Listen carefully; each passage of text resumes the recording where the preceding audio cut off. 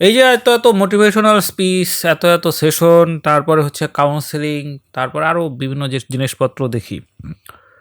কয়েক বছর আগেও মোটিভেশনাল স্পিচ বাংলাদেশে বেশ জনপ্রিয় হয়েছিল।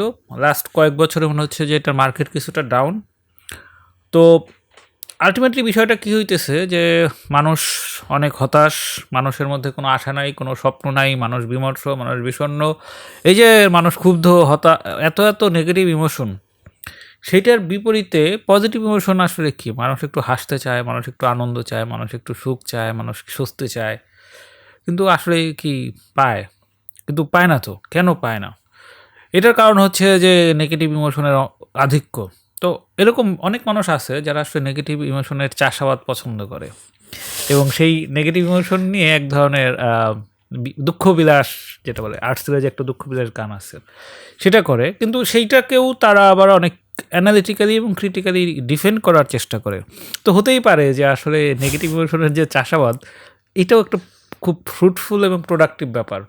তো সেরকম একটা কাউন্টার পজিশনিং নিয়ে আমার মাঝে মধ্যেই কথা হয় প্রিয়া আচার্যর সাথে। প্রিয়া আচার্য আমার ভার্সিটির জুনিয়র। সে ট্রিপলিতে গ্র্যাজুয়েশন করছে বুয়েট থেকে। এখন সে ইঞ্জিনিয়ার হিসেবে কাজ করতেছে বাংলাদেশের একটা মোটামুটি বিখ্যাত স্টার্ট আপে, রিনিউয়েবল এনার্জি নিয়ে কাজ করে তারা। তো যেহেতু ওর সাথে আমার প্রায়ই ওর ওই নেগেটিভ ইমোশন নিয়ে কথা হয় এবং ওই নেগেটিভ ইমোশন ধারণ করেও খুব আনন্দিত এবং গর্বিত, আমার মনে হলো যে এই অ্যানালিটিক্যাল আলাপগুলো বাবল রেশিওতে কোনো পয়েন্ট অফ ভিউ অ্যাড করলেও করতে পারে। কারণ আমরা মানুষের লোনলিনেস নিয়ে কথা বলি, মানুষ কেন বিষণ্ণ সেটা নিয়ে কথাবার্তা বলি, কিন্তু হতেই তো পারে যে এটাও তার জন্য এক ধরনের মিনিং যোগ করে। সেই পয়েন্ট অফ ভিউ থেকেই প্রিয়া আচার্যকে আজকে ডেকে আনছি। তো প্রিয়া আচার্য ওর ধারণাও বেশি কথা বলতে পারে না, কিন্তু আমার চায়না সফর নিয়ে আমি যে 23টা ইন্টারভিউ দিতে চাইছিলাম তার মধ্যেও একটা ইন্টারভিউ নিয়েছিল এবং প্রায় 2-2.5 ঘন্টা ইন্টারভিউ করছিল। তার মানে সে আসলে কথা বলতে পারে, কিন্তু যেহেতু সে নেগেটিভিটির চাষাবাদ করে, সেই জায়গা থেকে একটা নেগেটিভ একটা ভাইব দেওয়া হয়তো সে মজা পাইছে। তো প্রিয়া, জি বলেন। আমরা যদি নেগেটিভ ইমোশনের লিস্টিং শুরু করি, তুমি আসলে প্রথম 5টা নেগেটিভ ইমোশনের মধ্যে কি কি রাখবা? অতিরিক্ত নস্টালজিয়ায় কাতর হয়ে যাওয়া। আহ, আমি যে কাজটার যে লেভেল পর্যন্ত যেতে চাই সেই লেভেল পর্যন্ত আরেকজন চলে গেছে, কিন্তু আমি এখনও যেতে পারি না, এই দুঃখবোধ থাকা। এবং এই দুঃখবোধের কারণে পরবর্তী কাজটা আবার ফেল করা, এবং ফেল করার কারণে আবার ডিপ্রেশনে পড়া। এটা একটা সার্কেল, এটা একটা নেগেটিভ ইমোশন। দুইটা গেল। এই যে এত করে কি হবে, মরেই তো যাব, এটাকে আমরা তো ফান ওয়েতে নেই। ব্যাপারটা আসলে এত ফান না, এটা খুবই একটা রিয়েলিস্টিক একটা ব্যাপার। এটা যখনই মাথায় আসে এবং এটার যখন বাস্তবতা বোধ হয়, তখন মনে হয় আসলেই এটা সঠিক, এটা কোনো ফানি কোনো এলিমেন্ট না। তো আমার কাছে মাঝে মধ্যে মনে হয় যে এত ছুটে কি হবে, বা এত এই কী হবে, এক সময় তো আসলেই চলে যাব। এত টাকা কামাচ্ছি, হঠাৎ করে মাঝখানে ঠাস করে যদি পটল তুলি, তাহলে ওই টাকা দিয়ে কী হবে আমার। এটা আরেকটা নেগেটিভ ইমোশন। 3টা চলে গেল। আর প্রেম ভালোবাসা যেন তো একটা থাকতে পারে, যেটার কারণে নিজের মানে প্রেম ভালোবাসা কে কে কি তুমি মানে নেগেটিভ ইমোশন বলতেছো? ওইখান থেকে ছ্যাঁকা টাকা খাওয়ার কারণে যদি একটা আসে, এটা একটা হইতে পারে। আচ্ছা, ছ্যাঁকা প্রেমে টাকা ব্যর্থতা একটা নেগেটিভ ইমোশন, ওকে। হতে পারে, অনেকের আবার এটা পজিটিভলি কাজ করতে পারে। বাট আমার মাঝে মধ্যে মনে হয় এটা অনেক সময় নিজের কোয়ালিটি, নিজের পার্সোনালিটি এগুলোকে প্রশ্নবিদ্ধ করতে পারে, যে আমি মনে হয় এনাফ না, এরকম টাইপের কোয়েশ্চেন করতে পারে। 4 নম্বর। 5 নম্বর আর কি হতে পারে? 5 নম্বর যাই না, এই মুহূর্তে মনে পড়তেছে না। তো তুমি রাগ, হিংসা, প্রতিহিংসা, প্রতিশোধ, এগুলো কোনোটাই তুমি টপ 5-এ রাখলা না, এটার কারণ কি? এগুলো কথা তো মাথায় আসে নাই। আমি নিজে একটু সাটল টাইপের নেগেটিভ ইমোশনে বিশ্বাসী। রাগ, হিংসা, দেশ এগুলো মাথায় সহজে আসে না। রাগের কারণে বড় জোর কী হয়, মানুষ প্রথম 2 মিনিট ইম্পালসিভলি উল্টাপাল্টা বলে ফেলে, এরপর যখন মাথা ঠান্ডা হয় তখন তো আবার ঠিক জায়গায় চলে আসে। কতটাই বা ক্ষতি হয়, আমার কাছে মাঝে মধ্যে মনে হয় যে আমি যেগুলো বললাম এগুলো বেশি ইম্প্যাক্টফুল। নেগেটিভ থট এগুলো ডেইলি লাইফকে অনেক বেশি হ্যাম্পার করে। রাগের কারণে বেশি কিছু ক্ষতি হয় বলে আমার মনে হয় না। ওকে, তাহলে আমি এই জায়গা থেকে শুরু করি যে ডে ড্রিমিং। তুমি তো একজন বেশ পটেনশিয়াল ডে ড্রিমার। তো এটাকে ডে ড্রিমিংকে অনেকে আমাদের লোকজন এক ধরনের নেগেটিভ ইমোশন বলে, কিন্তু আমার মনে হয় যে ডে ড্রিমিংটাও আসলে খুব ইম্পর্ট্যান্ট। এটা ধরো যে তাকে নতুন কিছু চিন্তা করার ক্ষেত্রে, নতুন কিছু অ্যাচিভ করার ক্ষেত্রে তো এটা এক ধরনের আমার মতো মনে হয় এক ধরনের এনার্জি দেয়। তো তোমার ডে ড্রিমিং বিষয়ে তোমার যে অবস্থান, তোমার ডে ড্রিমিং বিষয়ে তোমার অবস্থানটা একটু আগে clear করো। আমাকে একটু ক্লিয়ার করতে হবে, ডে ড্রিমিং মানে আপনার কাছে ডেফিনেশনটা কি? আহ, সেটা তাহলে ওইখানে আসি যে তুমি যা যা করো, তুমি তো আর অ্যাক্টিভিটিগুলো বললেই সেটা মোটামুটি ডে না, আমি ড্রিমিং হয়ে অ্যাক্টিভিটি যাবে। বলবো না, আপনি বলেন ডে ড্রিমিং এর ডেফিনেশন বলেন। ডে ড্রিমিং এর মানে হচ্ছে যে যে একটা ঘটনা, যে ঘটনাটা হয়তো অনেক দিন পরে ঘটতে পারে বা হয়তো কখনো ঘটবেওই না, সেরকম একটা জিনিস নিয়ে সারাদিন চিন্তা করে করে সময় পার করে ফেলা। ঘটবে না এমন অবাস্তব ডে ড্রিমিং তো আমি করি বলে মনে হয় না। ঘটতে পারে, সম্ভাবনা আছে, এই টাইপের ডে ড্রিমিং করা। হ্যাঁ, আমি তো অথবা বলছি, তুমি সেটাকে এন্ড কেন বললা? আচ্ছা আচ্ছা, ওকে। এখন যেই সুখ বাস্তবে পাওয়া যাচ্ছে না, সেই সুখ কল্পনায় পেলে ক্ষতি কি? হুম। ধরেন ডে ড্রিমিং করে আমি এমন পজিশনে নিজেকে ভাবলাম যে পজিশনে আমি কখনো হয়তো নাও যেতে পারি, এমন কোনো রোমান্টিক সিচুয়েশনে গেলাম যেটা আমি কখনো নাও যেতে পারি। তো এটা করে বাস্তবে সুখ না পেয়েও যদি কল্পনায় সুখ পাই, আমার মনে হয় মাঝে মধ্যে ওইটা এক ধরনের ওই যে পজিটিভ এনার্জির সঞ্চার বলেন না, ওইটাতে কিছুটা কন্ট্রিবিউট করলেও করতে পারে। আমার কাছে মাঝে মধ্যে এটা মনে হয়। একদম বেশি অবাস্তব ডে ড্রিম করে নিজের ডেইলি লাইফের কাজগুলোকে হ্যাম্পার না করা অবধি day dreaming okay for me. তো তুমি যেহেতু একজন ডে ড্রিমার, তো এখন যদি আমি জিনিসটাকে অ্যানালিটিক্যালি বলি যে যারা আসলে ডে ড্রিম করে তাদের লাইফস্টাইল নিয়ে তোমার কোনো পর্যবেক্ষণ আছে যে কোন ধরনের মানুষজন আসলে ডে ড্রিম করে, বা এই ডে ড্রিমের পেছনে কোনো ব্যাকগ্রাউন্ড রিজনিং তুমি খুঁজে পাইছো কিনা? আমি ডে ড্রিমার এটা কতটা সত্য আমি বলতে পারতেছি না। আমি আসলে এরকম কাউকে দেখি নাই যারা অতিরিক্ত ডে ড্রিম করে। এটাকে কি ডে ড্রিমিং বলা যায় কি না? আমি আসলে কয়েকটা অ্যাডমিশন ক্যান্ডিডেটকে পড়াইছিলাম। তো হচ্ছে এদের মধ্যে বেশ কয়েকজন ছিল, তারা হচ্ছে মেইন কোনো কনসেপ্ট না জেনেই, বইয়ের কোনো জিনিসপত্র না বুঝেই ঠিকমতো করতেই পারে না। তারা হচ্ছে যে মানে অনার্স লেভেলের যে ফিজিক্সের বই, রেজনি খালিদের বই, এগুলোর ম্যাথ সলভ করতে চায়, এগুলো একটা বড় কিছু করে ফেলতে চায়, কিন্তু আসলে তারা মেইন কিছু জানে না। এটা কি ডে ড্রিমিং বলা যায় এটাকে? বা এটাকে কি অবাস্তব কোনো কিছুতে নিজেকে স্থাপন করা, এটা কি বোঝায়? এটাকে আমি ঠিক ডে ড্রিমিং বলবো না, এটা হলো এটা এক ধরনের আর কি বলে ওভার অ্যাম্বিশন, মানে তারা মনে করতেছে যে এটা করলে তারা অনেক বেশি কিছু অ্যাচিভ করে ফেলবে, সেটা আর কি, মানে ওভার এনথুসিয়াজম হিসেবে দেখতে এটাই পারি। তো ডে ড্রিমিং পিছনে তো এটাই তো না, যে ফ্যান্টাসি কাজ করে, ওভার ফ্যান্টাসাইজ করতেছে জিনিসপত্রগুলোকে, এটা কি কাজ করে না? না, এটা তো ঠিক ফ্যান্টাসাইজ না, কারণ হচ্ছে তাকে বড়রা বলছে যে তোমার ভার্সিটিতে ভর্তির সময় এই জিনিসগুলো আসবে, তুমি আগে থেকে প্রিপারেশন নিয়ে রাখো। ও ওভার এনথুসিয়াজম আর কি। কিন্তু যেটা তার হজম হয় না, সে সেটা হজম করতে যাবে কেন? যেটা হজম হয় সেটাই তো হজম করতে চায় না। ওইভাবে চিন্তা করলে তো আমাদের অধিকাংশ মানুষের অধিকাংশ কাজ করার কথা না, যার হচ্ছে এর যোগ্যতা নাই, কি বলে ফিজিক্স পড়ার মেধা নাই, সে ফিজিক্স পড়তেছে। আবার যার ধরো যে মেধা নাই মানে ইচ্ছা নাই, আবার যার ইকোনমিক্স পড়ার কথা ছিল কিন্তু সে দেখা যাচ্ছে অ্যাডমিশনে পেছনের দিকে থাকার কারণে হয়তো পায় নাই, তো এটা তো ওইভাবে বলা যায় না আসলে। তাহলে আমি ওরকম আসলে দেখি নাই, মানে ওভার ডে ড্রিম করতেছে এরকম মানুষজন খুব একটা দেখি নাই। তাই আমি বলতে পারতেছি না ওদের পিছনে এটার মূল চালিকা শক্তি কি হতে পারে। আচ্ছা, ডে ড্রিমিং আমার মনে হচ্ছে যে এটা একটু ওভারলুকড একটা নেগেটিভ ইমোশন। প্রচুর ছেলেপেলেই ডে ড্রিমিং করে, বিশেষ করে যখন সে এই রিলস দেখা শুরু করে, ইউটিউবে দেখে নানা ধরনের সাকসেসফুল মানুষের গল্প শুনে, যখন সে দেখে যে জাকারবার্গ একটা টি শার্ট পরে সে ভাষণ দিচ্ছে, তখন হয়তো, বা মেসি যখন দেখা যাচ্ছে যে করছে, কোথাও কোনো প্রোগ্রামে গেছে, মেসির কোনো ওই জায়গা থেকে হয়তো সেও নিজেরা মনে করে যে আমি মেসির জায়গায় চলে গেছি, আমি জাকারবার্গের জায়গায় চলে গেছি। তো এই ভার্চুয়াল রিয়েলিটির কারণে ডে ড্রিমারের সংখ্যা ডেফিনেটলি আগের চাইতে বাড়ছে, বাট আমার কাছে মনে হয় যে ওই আলাপের চাইতে আমরা যেটা একদম বেসিক নেগেটিভ ইমোশন, হতাশা, তো হতাশার জায়গা থেকে এই করি যে আমাদের আশপাশে এত হতাশ মানুষ, এত হতাশ মানুষের মধ্যে আসলে বেঁচে থাকার এনার্জি কিভাবে তুমি পাও? আসলে তোমার বেঁচে থাকার এনার্জি কোত্থেকে আসে? আপনি কি অনুপমের গান শুনছেন? হ্যাঁ, আমি অনুপমের গান শুনছি, এবং তুমি কোনটা গানের কথা বলতেছো সেটা তো বলতে পারবো না। আচ্ছা, ওইখানে একটা লাইন আছে, বেঁচে আছি তোমার ভালোবাসা, এরকম একটা লাইন আছে। তো আমার কাছে মোটামুটি এটা সত্য। আমার কাছে মাঝে মধ্যে না, আমার কাছে এটা সবসময় মনে হয় আর কি, যে যদি নেগেটিভিটি মানে হতাশা একটা নেগেটিভ এনার্জি হয়, ফাইট করতে হলে অবশ্যই একটা পজিটিভ এনার্জি লাগবে নিউট্রালাইজ করতে হলে। তো এটা পজিটিভ এনার্জি হচ্ছে এই যে মানে যেটাকে লাভ অ্যাফেকশন বলে সেটা। তো অ্যাফেকশন এটা যে খালি টিপিক্যাল নরনারীর অ্যাফেকশন এরকম না, এটা হচ্ছে এই যে বাবা মা কিংবা হচ্ছে ফ্রেন্ডস, তারপর কলিগস, এখান থেকেও আসতে পারে। তো আমার কাছে মনে হয় যে যদি ফাইট করতে হয় বা যদি বেঁচে থাকতে হয় তাহলে এগুলো দরকার। আর আমি তো এগুলা সম্বল করে হচ্ছে আপাতত টিকে আছি, এরকম মনে হয়। আমার মনে হয় সামনেও টিকে যাব। আচ্ছা, যদি হতাশার কারণ বলি, এত মানুষ হতাশই বা কেন? মানে তাহলে তার এক্সপেকটেশন বারটা সে আসলে কোথায় সেট করা, যেটার কারণে এত হতাশ মানুষের সংখ্যা বাড়ছে? কোন টাইপের হতাশার কথা বলতেছেন? হতাশা তো বিভিন্ন রিজন থেকে আসতে পারে। কোন টাইপের, ঠিক কোন রিজন থেকে? মানে ঠিক আছে, তাহলে আমাকে আগে তুমি হতাশার কিছু স্যাম্পল বলো, যে ক্যাটাগরাইজেশন যেটা, যে এই ধরনের মানুষ এরকম হতাশ।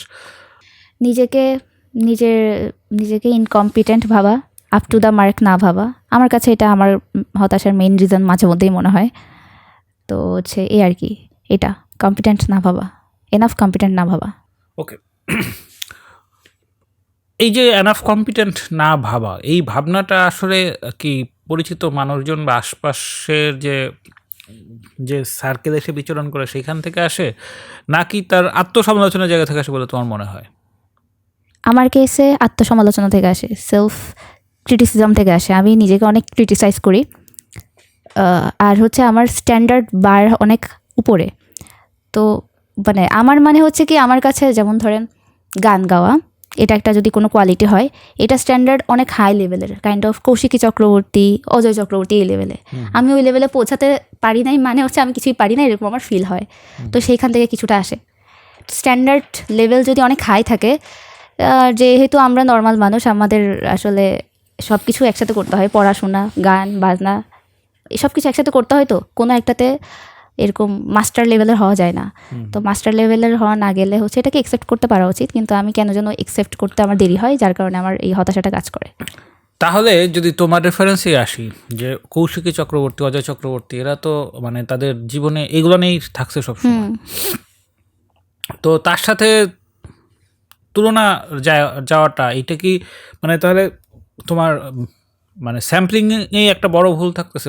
দেখা এমন তো হইতে পারতো যে তোমার মতোই লাইফে সব কিছু করে, এর ফাঁকে সে টুকটাক গানও করে। সো তোমার তো ওই রকম স্যাম্পল না করে, যে ধরো তার লাইফের 24 ঘন্টার মধ্যে 15 ঘন্টা এইসব নিয়ে থাকে, সে আসলে তোমার তাহলে তুলনা কেন? মানে এইটা কি তাহলে মানে এই ধরনের স্যাম্পলিং এর পেছনে তাহলে কোন রিজনিং কাজ করে? এটা আমি জাস্ট একটা এক্সাম্পল দিয়ে বুঝাইছি। গানে যে আচ্ছা, গানের তো অনেক ধরনের লেভেল থাকে। কৌশিকী চক্রবর্তী না হোক, এটার একটা মিডিও করলে একটা লেভেল আছে। আমার মাঝে মধ্যে মনে হয় যে আমি মিডিও করে লেভেলেও গান গাই না, এটা আমার মনে হয়। তো যখন এটা মনে হয় তখন এটা ভেবে কষ্ট লাগে। আমার কৌশিকে যেতে হবে না, বাট মিডিওকর লেভেলে যেতে পারলেও আমার হ্যাপিনেস লাগতো। এখন মিডিওকর লেভেলটাও মনে হয় আমার কাছে এতই হাই যে আমি সেটা পর্যন্ত পৌঁছাতে পারতেছি। আচ্ছা, এই আলাপটা গান বাদ দিয়ে যে কোনো প্রসঙ্গেই হতে পারতো, বাট তুমি যেহেতু গানের কথা বলতেছো, আমরা ওই দিক থেকেই থাকি। মিডিওকর লেভেলে যাওয়ার জন্য যতটুকু এফোর্ট দেওয়া দরকার, তুমি তো সারা জীবনে কি তার এফোর্ট দিছো? কোনো এফোর্ট দেওয়া নয়, তাহলে তুমি মিডিওকর লেভেলে যাবা, কিন্তু যাইতে না পারা কেন? হতাশা। সো এইটা কি আসলে মানে এক ধরনের কি বলে, মানে আদিক্ষেতা বলবো, নাকি হচ্ছে নিজের ব্যাপারে ওভার এস্টিমেশন বলবো? মানে তোমার কোনো চেষ্টা নাই, ওই লেভেলের এফোর্ট না, তোমার রেজাল্ট ওরকম। এখন আমি একটা কথা বলি, আমি হচ্ছে 8 বছর গান শিখছি। গান হচ্ছে আমার কাছে অনেক, আমি প্রচুর গানও শুনছি। গান গাওয়ার জন্য গান খালি গাইতে হবে এমন না, গান শুনতেও হয় অনেক, আমি যতদূর জানি, মানে বড় বড় পণ্ডিত এড়িয়ে দেখে যা বলতে পারতেছি আর কি। তো আমি ভার্সিটিতে যখন আসছি তখন এমন অনেক ছেলেপিলেকে দেখছি যাদের কোনো প্রাতিষ্ঠানিক শিক্ষা নাই, যাদের ফ্যামিলি হুজুর লেভেলের ফ্যামিলি, গান গাওয়া নিষিদ্ধ, কিন্তু তাদের গলা দিয়ে এত সুন্দর গান বের হয়। তো এটা দেখে মাঝে মধ্যে কিছুটা হলো একটু খারাপ লাগা ফিল হয়, যে কেন আমি তো শিখছি, আমি তো চেষ্টা করছি যথেষ্ট, এখনও করতেছি, শুনতেছি অনেক, তাহলে আমি কেন পারতেছি? ওখানে এত এফোর্টলেসলি গেয়ে ফেলতেছে, এটা মনে হয় মাঝে মধ্যে। এবং এই যে ধরেন গানের যেসব বিভিন্ন রকম একাডেমিক শিক্ষা, তারপর হচ্ছে যেসব নলেজ, যেসব ক্লাসিক্যাল নলেজগুলো যা লাগে, মোটামুটি আমার আছে। মোটামুটি ভার্সিটিতে আমাকে আমার কাছের মানুষজন আমাকে গানের জন্য একটা ডেডিকেটেড পার্সন হিসেবে মোটামুটি চিনে। তাহলে কেন আমি ওই যারা কিছু না শিখেই ভালো গাচ্ছে তাদের মতো কেন হতে পারতেছে না, তারাও কীভাবে গাইতেছে। তো এটা আমার মাঝে মধ্যে অবাক হয়। তখন থেকে আবার বিশ্বাস করা শুরু করছি যে এটা কি কোনো ঈশ্বর প্রদত্ত ট্যালেন্ট কিনা, যেটা হয়তো আমার কাছে এতটাও নাই। আচ্ছা, তাহলে তো মানে এই নেগেটিভ ইমোশনের আলাপে তাহলে তো গান একটা ভালো স্যাম্পল হয়েছে, এইটা দিয়ে আসলে অনেক কিছু বোঝার সুযোগ আছে। আমরা যদি আসিফ এবং সুবীর নন্দী এই দুজনকে কেস হিসেবে ধরি, মানে গলার জায়গা থেকে তো আসিফের গলা অনেক স্পষ্ট, অনেক ভারী। সুবীর নন্দীর গলা তো হচ্ছে রেওয়াজ করা গলা। বা যদি আমরা কলকাতার দিক থেকে ধরি, কিশোর কুমারের গলা তো অনেক চমৎকার, মানে সে কোনোদিন গান শেখেও নাই। আর যদি মান্নাদের কথা বলো তাহলে তো তার গলা কিশোর কুমারের মতো এরকম লাগে না। কিন্তু তুমি যে গান গাইতে গেলে দেখবা যে আসিফের গান গাওয়া এমন আহামরি কোনো ব্যাপার না, মানে বেশি কাজ নাই। হ্যাঁ, মানে সেরকম কোনো নাই, কিন্তু কারিশমা নাই, স্কেলগুলা খুব ফ্ল্যাট। কিন্তু সুবীর নন্দীর কোনো একটা গান তুমি গাওয়ার চেষ্টা করে দেখো, এটাই যে আমি বৃষ্টির কাছ থেকে কাঁদতে শিখেছি গানটা একটু গাওয়ার চেষ্টা করে দেখো, তাইলে বুঝবা যে আসলে গান তো শুধুমাত্র গলা সর্বস্ব না। তো কারো গলা যদি একটু ভালো হইতেই পারে ন্যাচারাল জায়গা থেকে, কিন্তু গান তো শুধু গলা না, মানে এটা গলার টেক্সচার অনেক স্কেল টেল অনেক কিছু মেলার ব্যাপার আছে। তাইলে যে 8 বছর গান শিখছে আর যে ধরো শুধু যে গলা করতে পারে, দুজন তো আসলে কখনো তুলনাযোগ্যই হবে না। তাইলে কি তোমার এই যে আন্ডারস্ট্যান্ডিং, মানে এই যথেষ্ট আন্ডারস্ট্যান্ডিংয়ের ঘাটতি থেকেই আসলে মানুষের এই হতাশাগুলো তৈরি হয় বলে তোর মনে করো, যদি আমি গানটাকেই রেফারেন্সের জায়গা থেকে ধরি? আচ্ছা, যেমন ধরেন আমি নিজেই গানের প্রতি হতাশা বলতে বলতে এটার পিছনের কারণগুলো পজিটিভ, মানে এটা যে তুলনাযোগ্য নয় এটাও আমি ঠিকমতো, মানে এটাও আমি বুঝতেছি যে হ্যাঁ আমার সাথে তুলনা হবে না, আমার সাথে কৌশিকী চক্রবর্তী হবে না বা এরকম, আমি জিনিসগুলো বুঝি, লজিকগুলো জানি। কিন্তু তারপরেও আমি কেন পারি না, এটা আমার মাথার উপর একদম এমনভাবে চাপা দিয়ে বসে যে আমার ওই যে লজিক্যাল যে কারণগুলো ওইগুলো সব নাই হয়ে যায়। আমি জাস্ট পারি না, তখন আমার চোখের সামনে এটাই মনে হয়, কেন পারি না, এগুলো যতই ভ্যালিড হোক না কেন আমি পারি না, এটাই আমার কাছে চোখে চলে আসতে চাই। এটা কেন হচ্ছে আমি আসলে জানি না, বাট আমার কাছে মাঝে মতো মনে হয় যে, মাঝে মতো না সবসময় মনে হয় যাদের মধ্যে হতাশা কাজ করে তারা আমার মতো হইতে পারে, যাদের কাছে রিজনগুলো খুব ক্লিয়ার, আমি কেন পারি না বা হচ্ছে আমার সাথে ওর তুলনা চলে না, এইসব জিনিসগুলো খুব ক্লিয়ার হওয়া সত্ত্বেও নিশ্চয়ই মনে হয় ওদের চোখে ওই প্রায়োরিটিটা সেট করা আছে যে আমি পারি না, এটাই হচ্ছে তার প্রায়োরিটি, এটাই সে দেখে, আশেপাশের রিজনগুলো সে দেখে না। আমার মতোই মনে হয়, এই কারণে তারা হতাশায় থাকে, এরকম হতে পারে। নাকি এইটার পেছনে আসলে যথেষ্ট অ্যাটেনশন না পাওয়াটা একটা বড় ব্যাপার? যেমন ধরো যে তুমি ভার্সিটিতে যে রেফারেন্সরা যাদের গলা শুনে তোমার মনে হয়েছে যে খুব চমৎকার, এরা তো পারফর্ম করছে, ফলে তারা কিছু না কিছু অ্যাটেনশন পাইছে, তুমি পারফর্মই করো না, ফলে তুমি যে এত বিরাট কুতুব 8-9 বছর গান শিখছিল সেটা তো জানলে না। ফলে পর্যাপ্ত অ্যাটেনশন না পাওয়াটা থেকে কি আসলে এই ইনফিউরিটিগুলো তৈরি হয় কিনা? ব্যাপার, হ্যাঁ এটা ঠিক বলছেন। তারা যে গানগুলো গাইছে সেগুলো হচ্ছে এই যে ব্যান্ডের গানে স্বাভাবিকভাবে কোনো স্কেল উঠা নামানোর কিছুই নাই আসলে। তো যাই হোক, এফোর্টলেসলি সে দারুণ গাইছে, আমি নিজে শুনছি, আমি নিজেই অনেক খুশি আর ইনফ্লুয়েন্স হয়ে গেছি, ভালো গান শুনলে আমিও ওরকম হয়ে যায়। কিন্তু ওই যে বললাম সেলফ ক্রিটিসিজম, আমি যখন নিজে ক্রিটিসাইজ করছি, আমি যেটা গাইছি, যে জনরার গান গাইছি সেই জনরা অন্য কেউ গাইলে কীভাবে গাইতো, যখন আমি বুঝতে পারছি যে আমার থেকে আরও অনেক ভালো আসলেই গাওয়া যেত, এবং মনে হয় যে রক গান গাইছে সেও ভালো গাইতে পারতো, এটা যখনই মনে হয়েছে তখনই মনে হয়েছে যে না। তো হচ্ছে কি আপনি যেটা বলছেন, জনপ্রিয়তা একটা ইস্যু হইতে পারে, কেননা যে হচ্ছে গান না শিখেও গান গাইছে তার ওই গানের মধ্যে প্রচুর সে জনপ্রিয়তা পাইছিল, প্রত্যেকের ফেসবুক ইয়েতে আমি দেখছিলাম। কিন্তু সেটা আমার কাছে আসলে ম্যাটার করে না আর কি, কেননা আমি যে লেভেল গানগুলো গাইতে চাই ক্লাসিক টাইপের, সেটা ম্যাক্সিমাম মানুষের কাছে গ্রহণযোগ্য হওয়ার কথা না আসলে। মানুষের কাছে আসলে ব্যান্ডের গানগুলা বা একটু স্লো ইমোশনের গানগুলো হচ্ছে বেশি পছন্দ আর কি। তো সেটা আমার কাছে আর কি ওরকম হয়তো বা ম্যাটার করে না, কিন্তু আমি তো নিজে ক্রিটিসাইজ করছি, নিজের গান একবার শুনছি, শোনার পর মনে হয়েছে যে আমি এখানে তো ভুল করছি, এখানে এমন করার কথা ছিল, অমন করার কথা ছিল, তখন এগুলো ভাবলেই মন খারাপ হয়ে যায়। কিন্তু আমার তো মনে হচ্ছে তোমার এই বয়ান সত্য বয়ান হইলে তো তুমি শুধু নিজের কথাই বলতা, কিন্তু তুমি বারবার বলতেছো যে যারা গান অতটা ভালো পারে না কিন্তু গলায় এত চমৎকার, এত অ্যাপ্রিসিয়েশন পাইছে ফেসবুক গান এতটা ভালো পারে না এমন না, আমি শুনছি যে ওর বাসায় নাকি ইভেন গান গাওয়া বারণ। না সেটাই তো বলতেছি যে ফেসবুক স্টোরিতে তার গান শেয়ার হয়েছে, এটা তো সেলফ ক্রিটিসিজম না, এটা তো তার অ্যাচিভমেন্টের দেখতেছে যে সে যে অ্যাচিভ করছে সেটার বিপরীতে তার তেমন একটা এফোর্ট নাই, অর্থাৎ তুমি এত এফোর্ট দিয়েও তোমার সেরকম কোনো রিকগনিশন নাই। তো এটা তো রিকগনিশন। যেমন আমি যদি বলি যে এই বেঙ্গল ফেস্টে যে রাত ভরে গান শোনে লোকজন, ওইখানে কতজন যায় আর একটা কনসার্টে কত লোক যায়, তো এটা তো ন্যাচার আলাদা না, মানে T20 ক্রিকেটের সাথে তো টেস্ট ক্রিকেটের তুলনা হবে না, তো এটা তো স্বাভাবিক ব্যাপার। কারণ কেউ যদি T20 জনপ্রিয়তা দেখে টেস্ট ক্রিকেটার যদি নিজের ক্রিটিসিজম শুরু করে, সেটা তো এই মানে তোমাদের এই যে এই ধরনের অভ্যাস, এই অভ্যাসের রেমেডি কি? আমি তো প্রথমে বলছিলাম, আমি যে জনরার গান গাই সেটা হয়তো অনেকের পছন্দ হবে না, খুবই স্বাভাবিক, কিন্তু তারপরেও এই যে নিজেকে সেলফ ক্রিটিসাইজ করে আমি ভাবি যে তারপরেও কেন পারতেছি না, ও তো ঠিকই ওর জনরার গান গেয়ে জনপ্রিয় হয়ে গেছে, আমি আমার জনরার তো 100 জনের মধ্যে 2-3 জন তো শুনে, এই 2-3 জনের কাছেই কেন শুনতেছি না, এটা হচ্ছে একটা ইস্যু আর কি। তো আর এখান থেকে রেমেডি কি হতে পারে? সেলফ ক্রিটিসিজম, মানে আমি এটা নিয়ে অভ্যস্ত হয়ে গেছি, নিজেকে নিয়ে এমন করে ভাবা, এটা নিয়ে অভ্যস্ত হয়ে গেছে। তোমার সাথে আমার 1 বছরের বেশি সময় পড়েছে, তুমি যে গান জানো এটা তো আমি আজকেই প্রথমে পডকাস্ট বসে শুনলাম, তো তার মানে তো তোমার লাইফে আসলে তেমন একটা মানে লাইফস্টাইলে গান কোথাও নাই তো তেমন একটা, তুমি চাকরি করো, ছুটির দিনে গ্রামের বাড়ি চলে যাও, তো তুমি গান নিয়ে যে তোমার বিশাল কোনো ব্যস্ততা আছে বা বিশেষ কোনো ইনভলভমেন্ট আছে তাও তো না, তো এইটাও তো তোমার এক ধরনের মনে হচ্ছে ওই ডে ড্রিমিং টাইপের, তুমি বিরাট একটা শিল্পী হয়ে গেছো। না এটা না। আচ্ছা, এখানে যদি বলতে হয় তাহলে আমি অনেক পিছনের কথায় আসি। আমার গান যখন 4 বছর শেখা কমপ্লিট হয়ে গেছিলো, তখন হচ্ছে সামহাও আমার গলা ভেঙে গেছিলো। ভেঙে যাওয়ার কারণে আমি ডাক্তারের কাছে গেছিলাম। ডাক্তার বলছে যে আমার ভোকাল কর্ডের প্রবলেম, এবং ফার্দার আমাকে গান করতে মানা করছিল। তো এরপর আমি গান চালাই গেছি, যার কারণে যেটা হয়েছে, আমি যত উঁচুতে স্বর উঠাইতে পারতাম ওই স্বর আর উঠাতে পারতেছি না, মানে এটা পার্মানেন্ট ড্যামেজ হয়ে গেছে আমার গলায়, এখনও হয়ে আছে। তো নিজের লিমিটেশন যখন জেনে গেছি, এবং আমি জানি যে ম্যাক্সিমাম গানে হচ্ছে উপরে উঠতে হচ্ছে আমার, মানে যেসব গানে উপর উঠতে হয় সেগুলোই আমার পছন্দ, সেগুলো আমি গাইতে পারতেছি না। তখন ওই যে মানুষের সামনে প্রকাশ্যে আমি যে গান পারি এটা বলা বন্ধ করে দিচ্ছি, কেননা মানুষজন তখন বায়না করে তুমি গাও একটু, কিন্তু আমি তো জানি আমার লিমিটেশন আছে। এখন এই লিমিটেশন আমি কীভাবে বুঝাই? সবার তো ধারণা আছে গান জানা মানেই তুমি যে কোনো গান গাইতে পারো। এখন সবার এই জাজমেন্ট, সবার এই চিন্তাভাবনা আমি তৎক্ষণাৎ কেমনে চেঞ্জ করবো? তো এই জন্য হচ্ছে আমি মানুষের সামনে প্রকাশ কম করা শুরু করছি। তো কেউ জানতো না, বুয়েটে হচ্ছে কেউ একজন ভুলবশত বলে ফেলছে যে প্রিয়া গান জানে। এরপর থেকে একটু টুকটাক স্টেজ পারফর্ম করছি, তাও সেই সব গান যেগুলো তার হাই স্কেলে উঠতে হয় না।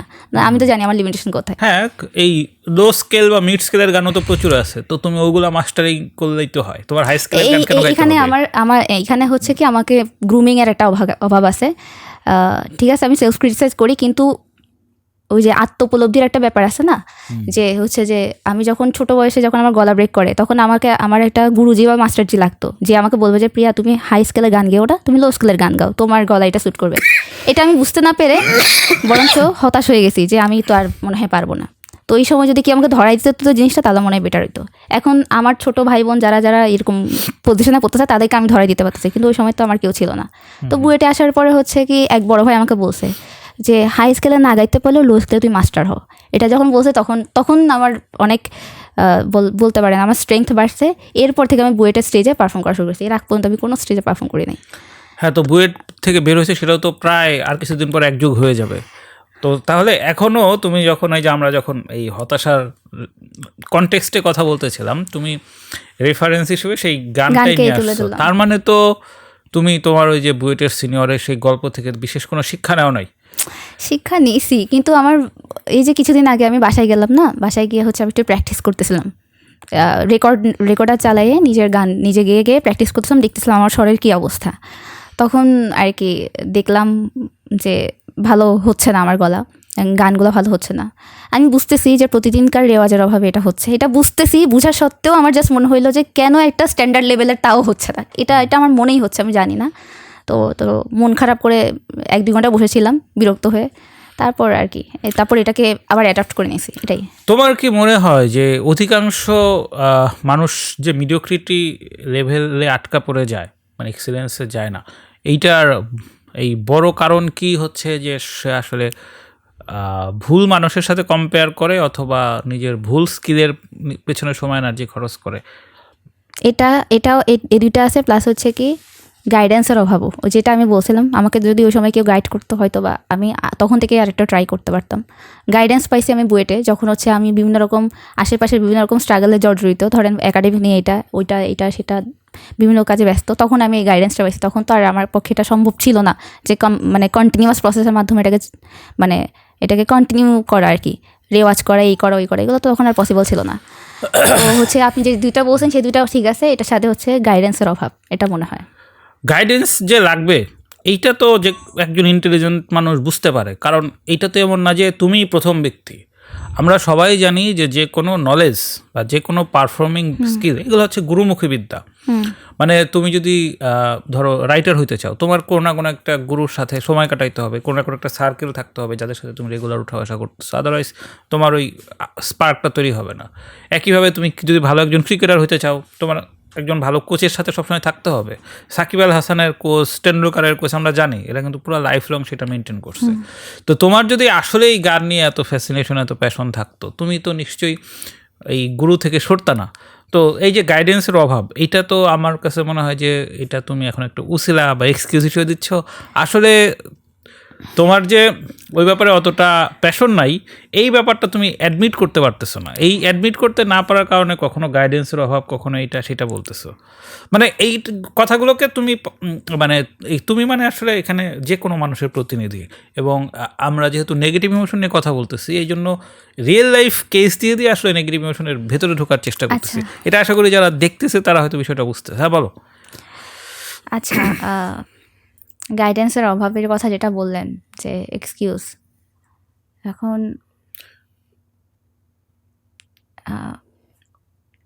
আচ্ছা কোশ্চেনটা আবার করেন। আমি বলতে চাচ্ছি যে গাইডেন্স যে লাগবে, এটা তো এমন না যে তুমি প্রথম আবিষ্কার করছো। যে কোনো জ্ঞান বা এই পারফর্মিং স্কিল এটা সবসময় গুরুমুখী বিদ্যা। ফলে তোমার যদি আসলেই ওই রকম থাকতো, মানে ফ্যাসিনেশন থাকতো, তুমি তো সবসময় কারো না কোনো গাইডেন্সে থাকতাই। এখন এটা কি আচ্ছা সব কিছুই এত ইজি? মানে মানুষের লাইফে খালি আমি যে এটা পারতেছি না, এটার জন্য আমার এটা করতে হবে, তাই আমি এদিকে দৌড়াচ্ছি, এটা কি, এই দৌড়ানোটা কি এত স্ট্রেট? আশপাশ থেকে বিভিন্ন রকম সিচুয়েশনের চাপ নেই? মানে যেমন যখন আমি বুঝতে পারছি আমার এই অবস্থা, তখন আমার একাডেমিক চাপ ছিল। তারপরে আমি যেহেতু বাধ্যগত একটা সন্তান, বাবা মা যা বলতেছে তাই শুনতেছি, এর বাহিরে আমার কোনো দুনিয়ায় নাই। আমার হাতে এখনকার যেমন টেকনোলজির সামনে চলে আসে, তখন তো হাতে ওটাও নাই, বাবার ফোন থেকেই মানুষজনকে ফোন দিতে হচ্ছে। তো আমার এত লিমিটেশনসের মধ্যে আমার পক্ষে সম্ভব গুরু খোঁজা, গুরুর কাছে গিয়ে বাবা মাকে রাজি করানো, ধর্না ধরা, এত কিছু কি সম্ভব? যারা এগুলো সম্ভব করে, তোমার কি মনে হয় যে তার বাবা মা তার প্রতি প্রচণ্ড সাপোর্টিভ ছিল, তার সব সিচুয়েশন তার অনুকূলে ছিল? মানে তোমার কি এরকম মনে হয়? সবাইকে কেন স্কুল পালানো রবীন্দ্রনাথ হইতে হবে? অনেকে হয়তো বা এরকম মারা গেছে আমার মতো, এটা এরকম কি হইতে পারে না? হ্যাঁ, তারা নিশ্চয়ই তোমাদের এরকম এক্সকিউজ দিয়ে গেছে, আলটিমেটলি কিছু করে নাই। মানে রবীন্দ্রনাথ হইতে হবে সেটা হয়তো মানে সে রিকগনিশন পাইছে, সেটা আলাদা কথা। কিন্তু যারা প্যাশনের ব্যাপার, প্যাশন কোনো কিছু নিয়ে যারা প্যাশন থাকে এবং সেখান থেকে যদি টাকা পয়সা উপার্জনের সম্ভাবনা না থাকে, তাহলে তো বাবা মার চাইতে খারাপ মানুষ সেখানে সম্ভব না। বাবা মা তো আসলে আলটিমেটলি আমাদের গ্রো করার চাইতে নষ্ট করে বেশি। ফলে তুমি বাবা মার বাধ্যগত সন্তান হয়েছো, এটা তো তোমার সবচেয়ে বড় এক্সকিউজ তো এটাই না যে তুমি কেন বাবা মার বাধ্যগত হবো। বাবা মা কি না, এখন আমার কাছে তখন মানে আমার কাছে কোনো ওয়ে মনে হয়নি। আমার মনে হয়েছে যে হ্যাঁ আমি পারতেছি না, মানে আমার হচ্ছে লিমিটেশন এতটুকু, এবং এটাকে অ্যাকসেপ্ট করতে হবে। আমি অ্যাকসেপ্ট করে নিয়েই আগাইছি। কিন্তু এরপর বুয়েটে আসার পর তারপর একটু মন খারাপ হয়েছে যে আমি পারতেছি না কেন, তখন একটু মন খারাপ হয়েছে। রাগ পর্যন্ত আমার এরকম ফিল হয় নাই, পারি নাই, অ্যাকসেপ্ট করছি। এবং আমার যে সোনালি অতীত ছিল এটা আমার মনে আছে। মানে ধরেন আমি তখন ফার্স্ট সেকেন্ড হইতাম, তো সেই অতীতটা মনে রেখে রেখে মাঝে মধ্যে নিজেকে সান্ত্বনা দিই, ইটস ওকে, এটা তোমার ভাগ্যের দোষ, এইভাবে করে করে নিজেকে সান্ত্বনা দিই। হ্যাঁ, এই যে এতক্ষণে বোঝা যাচ্ছে যে কেন তুমি নেগেটিভ ইমোশনের জন্য একজন পারফেক্ট চয়েস। তুমি শুরুতেই, আমি তোমাকে যেটা বলতেছিলাম যে 5টা নেগেটিভ ইমোশন বলতে, তুমি শুরুতেই হচ্ছে নস্টালজিয়া বাইছে নিচ্ছ। তো এখন আমি বুঝতে পারতেছি যে নস্টালজিয়া কেন তুমি 1 নম্বরে বলছো। কারণ নস্টালজিয়া তোমার এক ধরনের এসকেপ রুট হিসেবে কাজ করে। যে তুমি কবে কোন বাচ্চাকালে 3 বছর বয়সে এক কোথায় গান গেয়ে একটা পুরস্কার পাইছিলা, ওইটা দিয়ে তুমি এখন 33 বছর বয়স হয়ে গেছে, সেই গল্প এখনো বয়ে বেড়াচ্ছ। না না, মানে এটা হচ্ছে কাইন্ড অফ, আমি যখন কোনো কাজে ব্যর্থ হই তখন আমাকে রিমাইন্ড করে যে আমি যেভাবে নিজেকে দেখতেছি এখন, যে ফেইল পার্সন হিসেবে দেখতেছি, হয়তোবা আমি সেটা না।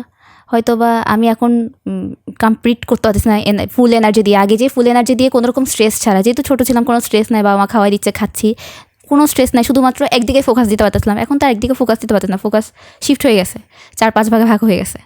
তো তখন নিজেকে মনে করাই মেবি আমি ওরকম করতে পারতাম, এখনও হয়তো পারবো। তো এটা হচ্ছে কি, এখনও যে পারবো বা আর 2 দিন পর যে পারবো, এটার একটা ফোর্স হিসেবে, ড্রাইভিং ফোর্স হিসেবে কাজ করে এই নস্টালজিয়া। অলওয়েজ নেগেটিভ কেন হবে, এটা তো পজিটিভ হতে পারে। তো মাঝে মধ্যে এভাবে ভাবি, এভাবে করে করে তো বুয়েটের স্টেজে উঠছি, মানে বিভিন্ন রকম এনার্জি কন্ট্রিবিউট করে নিজের মধ্যে, যে ভাইয়া এটা বলছে যে লো স্কেলে গাও, ভালো করবা, তারপর আমি তো একসময় ভালো গাইতাম, তার মানে আমি এখনও ভালো করতে পারি, এগুলো চিন্তা করে করেই নাক ধাক্কাই করি। মানে নেগেটিভ ইমোশনে জর্জরিত হয়ে একেবারে পড়ে যে কাত হয়ে যায় এমন তো না, মানে করি তো 2-1 কাজ করে ফেলি। হ্যাঁ, কাজ হলে তো তুমি আর নিশ্চয়ই ইলেকট্রিক্যালে চান্স পাইতে না। ইলেকট্রিক্যালে যেহেতু চান্স পাইছো, তার মানে তোমার মেরিট পজিশন তো নিশ্চয়ই প্রথম দিকেই ছিল। তাহলে তোমার এই যে নেগেটিভ যে ইমোশন, এই নেগেটিভ ইমোশনগুলো কারণে, মানে আমি বলতে চাচ্ছি যে একটা সিএনজি তো সিএনজি লেভেলেই পারফর্ম করবে, কিন্তু যে আসলে ট্রেন বা প্লেনের ইঞ্জিন যদি ট্রেন বা প্লেনের ইঞ্জিন মাপে পারফর্ম না করে, তখন তো তারা আসলে সিএনজি বা মিনিবাসের ইঞ্জিন দেখে যদি আমি স্যাটিসফাইড হয়ে যাই, সেটা তো এক ধরনের এসকেপিং আসলে। কারণ আমাদের আশপাশে যত মানুষ দেখি, বেশিরভাগই তো আসলে তার লাইফ আন্ডার অ্যাচিভার, মানে তেমন কিছু চেষ্টাই করে নাই, একটা রুটিনের মধ্যে ছিল, সেই রুটিন থেকে সে জাস্ট খাওয়া পড়ার ব্যবস্থা নিশ্চিত করতে পারলেই খুশি, আর কিছু অ্যাসেট করতে পারলেই খুশি। কিন্তু অ্যাচিভার ব্যাপারটা, এটা দৃষ্টিকোণটা আসলে ভিন্ন।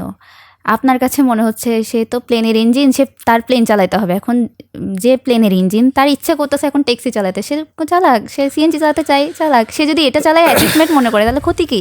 অ্যাচিভমেন্ট কেন আপনার সংজ্ঞায়িত করতে হবে তাকে? তার করতে হবে না তো, মানে যদি যে ধরো যে আন্ডার অ্যাচিভার হয়ে সে যদি খুশি থাকে, তাহলে তো ইটস ফাইন। কিন্তু সে তো খুশি নাই। এই যে তোমার তো নেগেটিভ, এই যে তুমি যে এত নেগেটিভ ইমোশন চাষাবাদ করো, এইটার মূল কারণ তো যে তুমি তোমার যে বার সেট করছো, সেই বারের রেসপেক্টে তোমার অ্যাচিভমেন্ট করেসপন্ডিং হয় নাই। যদি করেসপন্ডিং হয়তো তাহলে তো ফাইন, অথবা করেসপন্ডিং না হয়তো ইউ জাস্ট ডোন্ট কেয়ার, তাও তো না, তুমি তো কেয়ার করতেছো। এই জন্য বললাম,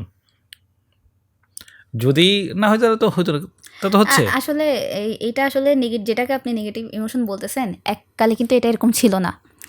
মানে আমার বাবা সবসময় বসে হাই বার সেট করলে তুমি দৌড়ালেও ওই হাই বার পর্যন্ত না পৌঁছালে ওই হাই বারের কাছাকাছি পর্যন্ত পৌঁছাতে পারবে। তো এটা এক ধরনের ইমপ্রুভমেন্টের একটা হচ্ছে যে মানে ওয়ে। কিন্তু এটা ছিল আমার এককালে, কিন্তু কীভাবে যেন বিশেষ করে 1-2 বছর এটা কেমন যেন একটা নেগেটিভে রূপান্তরিত হয়ে গেছে, আমি জানি না। তো এখন যেটা করতেছি, এটার সাথে স্ট্রাগল করতেছি, আর এর সাথে অ্যাডাপ্টেড হয়ে হচ্ছে নিউ কোনো এনার্জি খুঁজতেছি, নিউ কোন এনার্জি দিয়ে এটাকে নালিফাই করতে পারবো এটা খুঁজতেছি। আমার ধারণা আমার মতো যারা এরকম অনেকে আছে, নেগেটিভ ইমোশন আছে কিন্তু তারপরও সাকসেসফুলি লিড করে ফেলতেছে, সার্ভাইভ করে ফেলতেছে, আমার মনে হয় তারা আমার মতো করেই হচ্ছে এনার্জি, বিভিন্ন রকম পজিটিভ এনার্জি খুঁজে বেড়ায় সেটাকে নালিফাই করে এভাবে টিকে যাচ্ছে। না হলে তো টিকতে পারতো না, নাহলে সুইসাইড করে ফেলতো বা সেই করতো, গাঁজা ধরতো। সুইসাইড করার জন্য যে পরিমাণ সাহসের দরকার, তোমার মধ্যে তো সেই পরিমাণ সাহস নাই। আছে? এখন জীবনের প্রতি মায়াবোধটাকে যদি আপনি ভীরুগিরি মনে করেন, তাহলে ভীরুগিরি আছে। না, সেটাই তো বলতেছি। আর মানে একটা মানুষ মরে যাবে, এটা তো অনেক কঠিন ব্যাপার। মানে আমি এই যে, তাহলে সে কাউকে ভালোবাসে নাই, না না না সারাউন্ডিংসকে ভালোবাসে, না নিজেকে ভালোবাসে, তাহলে সে কাউকে ভালোবাসে নাই। সেটাই তো বললাম যে লাইফ চলে গেলে এরপরে আর কী হবে সেটা তো আমরা কেউ জানি না। তো তাহলে লাইফ তো একটা অপরচুনিটি, এই অপরচুনিটিটা আমি জাস্ট ছেড়ে দিব, এটা তো মানে প্রচণ্ড মানে নিহিলিস্ট না হইলে, অথবা হচ্ছে একেবারেই ভঙ্গুর প্রকৃতির মানুষ না হলে, আদারওয়াইজ তো সুইসাইড করা কঠিন। তার চেয়ে তুমি যেটা বললা, গাঁজা ধরাটা সহজ। তো তুমি কেন গাঁজা ধরলা না? আমি গাঁজা ধরলাম না, এটা একটা সোশ্যালি প্রহিবিটেড জিনিস। তাছাড়া আমার কখনো ফিল হয় নাই যে এটা খেয়ে মুক্তি পেয়ে যাব, এরকম কখনো ফিল হয় নাই। মানুষজনকে বলতে শুনছি, কিন্তু কেন যেন আসে নাই, ওইদিকে কোনো আকর্ষণই আসে নাই। খেয়ে দেখি, একটু এক্সপিরিয়েন্স করে দেখি, আসে নাই আকর্ষণ, তাই করি নাই। আর এসকেপ প্ল্যান আরও আমি তো অলরেডি রেডি রাখছি। আসলে অনেক আগ থেকেই বিভিন্ন জিনিস ফেস করতে হয়, তো এটার এসকেপ প্ল্যান এটা হইলে ওইটা করবো, এমন করে রাখছি, তো এর মধ্যে কোনো দিন গাজার অপশনটা আসে নাই আসলে। ওকে, সো তোমার সাথে এই নেগেটিভ ইমোশন নিয়ে আলাপ করতে করতে যেটা হইতেছে, মানে লোকজন তোমার খুবই একজন নেগেটিভ ক্যারেক্টার মনে করবে, বা তোমাকে একজন ইনকমপ্লিট পার্সোনালিটি মনে করতে পারে। বাট ব্যাপারটা তো আসলে তা না, তোমার মধ্যে অনেক নোবেল কোয়ালিটি আছে। তো আমরা বরং তাহলে এখন নেগেটিভিটির সমান্তরালে কিছু পজিটিভ ব্যাপার চিন্তা করি। আমার একটা কোয়েশ্চেন আছে আপনাকে, কোয়েশ্চেনের উত্তর দেন। আপনার কাছে কোন ধরনের মানুষকে বেশি সাহসী হ্যাঁ ব্রেভ মনে হয়, যাদের মধ্যে কন্টিনিউয়াস নেগেটিভ থট আসে তারপরও তারা স্ট্রাগল করে সামনে আগাচ্ছে, মানে হোঁচট খেতে সামনে আগাচ্ছে তারা, নাকি যাদের মাথায় আসলে কিছুই আসেই না, কাইন্ড অফ বাইনারি, মানে সবই বাইনারি চিন্তাভাবনা করে বলে খুব ইজিলি দৌড়ায় পার হয়ে যাচ্ছে তারা? এই যে যারা হোঁচট খেয়ে আগাচ্ছে তারা, নাকি যারা দৌড়ায় চলে যাচ্ছে with binary thinking? Binary thinking নিয়ে কেউ আগাইতে পারে না, এটা তোমার এই লজিক এবং বাইনারি থিঙ্কিং তোমার এই অবজারভেশন খুবই রং। কারণ হচ্ছে তুমি যদি মনে করো যে আরে সে তো খুব তেলবাস, সিস্টেমবাস, বা হচ্ছে যে সে জিনিসপত্র ম্যানেজ করতে পারে এই জন্য সে তো দৌড়ে আসছে, এই যে ম্যানেজ করা এটা একটা আলাদা স্কিল, এটা আলাদা স্কিল। হ্যাঁ, সো এইটা মানে এমন না তুমি আমারে বলো আমি পারবো না, হয়তো তুমি চেষ্টা করলেও পারবো না, ফলে যার ওই স্কিলটা আছে আমি তাকে কখনোই ডিমিন করি না। তো এই জন্য মানে যারা আসলে আগে যায় এটা কখনো বাইনারি সম্ভব না, এটা অনেক কমপ্লেক্স। বরং তোমরা যারা এই যে কি বলে হোঁচট খেয়ে আগাচ্ছ এটা সহজ, জাস্ট এটা মোটিভেশনটা কোনোভাবে রিগেইন করতে হয়, করে আগাইতে হয়। কিন্তু যারা আসলে আগে যায় সেটার অনেক ফ্যাক্টর থাকে, সেই ফ্যাক্টরগুলো যেহেতু আমি অনেক মানুষের সাথে গল্প করি, অনেক মানুষের ইন্টারভিউ করি, ফলে আমি জানি যে এইখানে আসলে কত রকম ডাইনামিক্স কাজ করে। ওই ডাইনামিক্সটা তোমাদের মতো তো বাইনারি না। না আচ্ছা, বাইনারি বলতে আমি কি বলতে চাই, আপনি কি বুঝছেন বাইনারি বলতে? মানে তুমি বলতে চাচ্ছ যে যারা আগে যাচ্ছে তার মধ্যে কোনো রকম কোনো নেগেটিভ থটস নাই, সে জাস্ট পজিটিভিটির উপর ভর করে আগে যাচ্ছে, না মানে তার আগানোটা তো অনেক স্মুথ, তার এই ভয় বা আশঙ্কা হয়তো বা নাই, বা তার কাছে এত হাই বার সেট করা নাই, যার কারণে সে তার ভয়েসকে নিজেই পছন্দ করতেছে, সে নিজেই খুব মনে করে সে ভালো কবিতা আবৃত্তি করতেছে, বা সে নিজেই নিজেকে অনেক ইয়ে করতেছে, কিন্তু মানে তার কাছে কোনো স্ট্যান্ডার্ড নাই, নিজেরটাকেই সে ভালোবাসতেছে, ভালোবেসে সামনে আগে যাচ্ছে। ওইভাবে তো সাস্টেন খুব বেশি দিন করতেও পারে না, কিছুদিন পর তো এমনি মার্কেট আউট হয়ে যায়। যেমন মনে করো যে যদি আমরা ইয়ের কথা ধরি যে মাঝখানে এই আসিফের গলার মতো অনেকগুলো শিল্পী আসছিল, তারা তো একটা দুটো অ্যালবাম বের করে গায়েব হয়ে গেছে। মমতাজের মতো ফোক গান তো অনেকেই গায়, মমতাজের মতো এরকম 800-900 অ্যালবাম থেকেও বের করতে পারে নাই। সো ডেফিনেটলি মমতাজের মধ্যে কিছু একটা ছিল যেটা আসলে ওই জাস্ট শুধু গলা বা ওই ওইটা হয়তো সে কোনো একটা প্রোগ্রামে মাথায় দিছিল। সবচেয়ে ভালো উদাহরণ এই মুহূর্তে মনে পড়লো, ইত্যাদিতে আকবর নামে একটা শিল্পী আসছিল, তুমি ওটা ইউটিউবে পাবা। সে ছিল রিক্সাওয়ালা, তার গলা ছিল অনেকটাই কিশোর কুমারের মতো। পরে ইত্যাদি সে গান গাইতে আসলো, কিশোর কুমার একদিন পাখি উড়ে গানটা গাইলো, এরপর কি সে একটা অ্যালবামে বের করে ফেললো, সেই অ্যালবাম অনেক চললো। নায়িকা পূর্ণিমার সাথে সে গান করলো তোমার হাত পাখার বাতাসে। তারপর সে আকবর কোথায়? সে আকবর কিন্তু টিকে নেই, এবং কিছুদিন আগে সে কিন্তু মারাও গেছে। পরের যে এই যে সেই ইত্যাদি করার পরের যে বছরগুলা সেখানে সে কোথাও ছিল না, কারণ তার মধ্যে তো সেই ব্যাপারটা নাই। হয়তো সে ওয়ান সিজন ওয়ান্ডার বা এক অ্যালবাম ওয়ান্ডার ওই ধরনের ব্যাপার ছিল। এই যে তার মানে এগুলো মানুষের তাহলে ট্যালেন্টগুলো আসলে মানে মানুষের এই জিনিস ফিচারটা এটা আসলে লাকের ব্যাপার। সে আসলেই লাস্ট পর্যন্ত সাস্টেন করবে কিনা, নাকি কয়েকটা প্রোগ্রাম করেই ক্ষণজন্ম হয়ে রয়ে গেল, এগুলো কি লাকের ব্যাপার? লাক সে সফল হবে কিনা বা ওই লেভেলে যাবে কিনা সেইটার জন্য হয়তো লাক লাগে, কিন্তু সে একটা মিনিমাম লেভেল পর্যন্ত উঠতে পারবে কিনা এইটার জন্য তো অবশ্যই অধ্যবসায় লাগবেই। অধ্যবসায়ের তো কোনো বিকল্প নাই। মানে আমরা যদি আসিফের কেসটাই ধরি, যে আসিফের গান ধরো, যে জীবনে আসিফকে বুয়েটে বা ঢাকা ভার্সিটি কোনো প্রোগ্রামে ডাকে নাই, হয়তো ডাকবেও না, কারণ আসিফের অডিয়েন্স আলাদা। কিন্তু সেই যে ওই ইয়েতে মানে লোয়ার শ্রেণীতে বা এভারেজ শ্রেণীতে সে যে একটা অ্যাক্সেস পাইছে, সেইটার জন্য তো তার যোগ্যতা থাকতে হয়েছে নাকি। তো আমার এই বাবুল রেশোতেই আসিফের একজন ভক্তর সাথে আমি একটা বিরাট প্রোগ্রাম করছি, তো সে বলতেছিল যে ওই সময় যারা শিল্পী ছিল, মনির খান, বাদশা বুলবুল, এস.ডি. রুবেল, এদের গলার চেয়ে আসিফের গলা কমপ্লিটলি আলাদা ছিল, আলাদা করা যেত। সো ওইরকম কিছু এক্সপেক্টর তো লাগেই। So তুমি যদি লিনিয়ারলি কোনো মানুষের সাকসেসকে ব্যাখ্যা করো, সেইটা হচ্ছে তোমাদের এই নেগেটিভ ইমোশনেরকে জাস্টিফাই করার এক ধরনের সান্ত্বনা, যে সান্ত্বনা তোমরা নিজেদের দিয়ে হয়তো এক ধরনের সাময়িক তৃপ্তি লাভ করো। আচ্ছা, মেনে নিলাম। ওকে, তো যে আলাপটা করতেছিলাম যে তোমার তো লোকজন একটা নেগেটিভ ক্যারেক্টার হিসেবে পোট্রে করতেছে, বা আমি তোমার হয়তো এ করতেছে, আমি তোমার অতিরিক্ত ব্যাশিং করতেছি, বাট আলটিমেটলি কিন্তু ব্যাশিং না, আমরা জাস্ট এখানে রোল প্লে করতেছি যে তুমি একটা নেগেটিভ ইমোশন প্রতিনিধি। হ্যাঁ, নেগেটিভ ইমোশনের জায়গাটাকে তুমি তোমার স্টোরি দিয়ে বলতেছো এবং আমি আমার জায়গা থেকে খোঁজার চেষ্টা করতেছি। এইটাকে নাথিং পার্সোনাল। আর তোমার সাথে তোমার এমনিতে অনেক বছর ধরে পরিচয় আছে। আমি যেটা বলতেছিলাম যে তোমার এই যে পজিটিভ যে কোয়ালিটিগুলো, সেই পজিটিভ কোয়ালিটিগুলো তো আসলে এক্সপ্লোর করা হইতেছে না, হচ্ছে না। সো আমি প্রথমে ওই জায়গাতে আসি যে এই যে ওভার থিঙ্কিং কি আসলে মানুষের পজিটিভ অ্যাট্রিবিউটসগুলো লিমিটেড করে দেবে বলে তোমার মনে হয়? হ্যাঁ, করে তো অবশ্যই। কোনো কাজের ইয়েকে লেংথ করে দেয়, মানে ধরেন কাজটা শেষ যেটা 2 মিনিটে হওয়ার কথা, এটা হয়তো এখন 20 মিনিটে শেষ হবে। আমার মনে হয় এটা ওভার থিঙ্কিংয়ের কারণে হয়। তারপর হচ্ছে কোনো ইজি কাজকে কমপ্লেক্স বানায় দেয়, ইজি কমিউনিকেশনকে কমপ্লেক্সে রূপান্তরিত করে দেয়। তখন হচ্ছে কি মানে এর সাথে মানে বিভিন্ন রকমের কমপ্লেক্স সিচুয়েশান তৈরি হয়। তখন হচ্ছে এই যে মিসকমিউনিকেশনের কারণে মানুষ ভুলভাবে আমাকে ভাবে, তারপর ভেবে হচ্ছে যে ধরেন হয়তো বকা খেতেও হইতে পারে, এরকম টাইপের ইস্যুগুলো তৈরি হয়। তো এগুলো মনে হয় ওভার থিঙ্কিংয়ের কারণে হয়। প্লাস ওই যে ওভার থিঙ্কিংয়ের কারণে হতাশাও চলে আসে।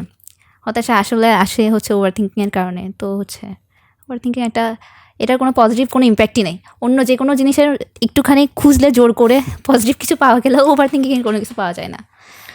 আচ্ছা, এই জায়গাতে আমার একটা ভিন্ন বক্তব্য আছে যে যদি এরকম হইতো যে এই যে ক্যাপিটালিস্ট সোসাইটি, ক্যাপিটালিস্ট যে সিস্টেম, এটার মূল ব্যাপার হচ্ছে ব্যক্তিকে আর্ন করতে হবে, আর্ন করে সে স্বাবলম্বী হবে এবং সে তার যে সারাউন্ডিংস তার রেসপন্সিবিলিটি পালন করবে। কিন্তু যদি এরকম হইতো যে কিছু কিছু মানুষ যাদের ট্যালেন্ট হচ্ছে তারা মানে দিনের মধ্যে 15-16 ঘন্টা কোনো একটা পার্টিকুলার বিষয় নিয়ে চিন্তা করতে পারে, দিনের পর দিন, মাসের পর মাস চিন্তা করতে পারতেছে একাগ্রভাবে, তাহলে ওই মানুষগুলোর দায়িত্ব, ওই মানুষগুলোকে যদি কোনো না কোনো কোম্পানি স্পন্সর করতো, এই ধরনের মানুষকে তো আসলে সংখ্যা খুব বেশি হয়ও না, হবে না। তো তাহলে এই ধরনের দিলেও পারবো না আমি, 1-2 ঘন্টার হয়তো বেশি আর পারবোই না। হ্যাঁ, তো তাহলে এই ধরনের মানুষ কি তখন আসলে অনেক বেশি ভ্যালুয়েবল হওয়ার সুযোগ ছিল? সেক্ষেত্রে তখন তো নিশ্চয়ই যেটা এই চিন্তা করার বিষয়টা বা ধ্যান করা, বসে বসে শুধু চিন্তা করা, এই ধরনের মানুষ তো নিশ্চয়ই এখনও অনেক কোম্পানিতে যারা থিঙ্ক ট্যাঙ্ক হিসেবে কাজ করে এরকম আছে হয়তো। আপনি তো সেক্ষেত্রে তোমার ওই ওভার থিঙ্কিংটাকে যদি আমি বলি, মানে তুমি তোমার ওভার থিঙ্কিংটাকে যে প্রোডাক্টে কনভার্ট করতে পারো না, সেটার পেছনে কি আসলে মানে নিজের স্কিল সেটেরও একটা বড় ঘাটতি আছে? যে তুমি যেমন বললা যে তুমি ওভার থিঙ্ক করো, ঠিক আছে, তাহলে তুমি সারাদিন ধরে ওভার থিঙ্কই করো, কিন্তু তুমি তো যে বললা তুমি টানা 2 ঘন্টার বেশি চিন্তা করতে পারো না, তোমার মনোযোগ চলে যায়।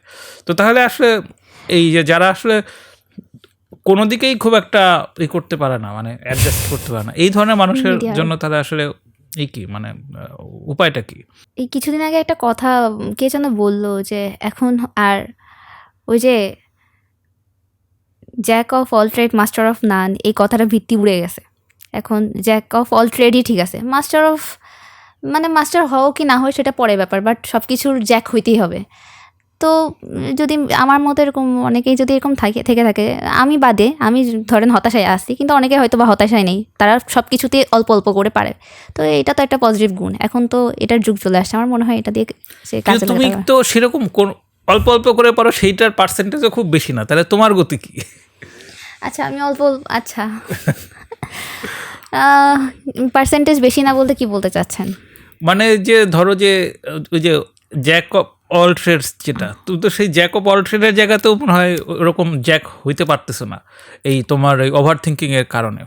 তুমি ওভার থিঙ্কিংয়ের টপিক সরাই আনতে হবে। টপিক যদি এর সাথে কি বলবো, ওকে কি বলবো, ওকে কি বুঝাবো, এই টাইপের ফালতু সোশ্যাল জিনিসপত্রগুলো না ভেবে যদি এটাকে কাজের দিকে সরাই নিয়ে আসে তাহলে হয়তো কাজ দিবে।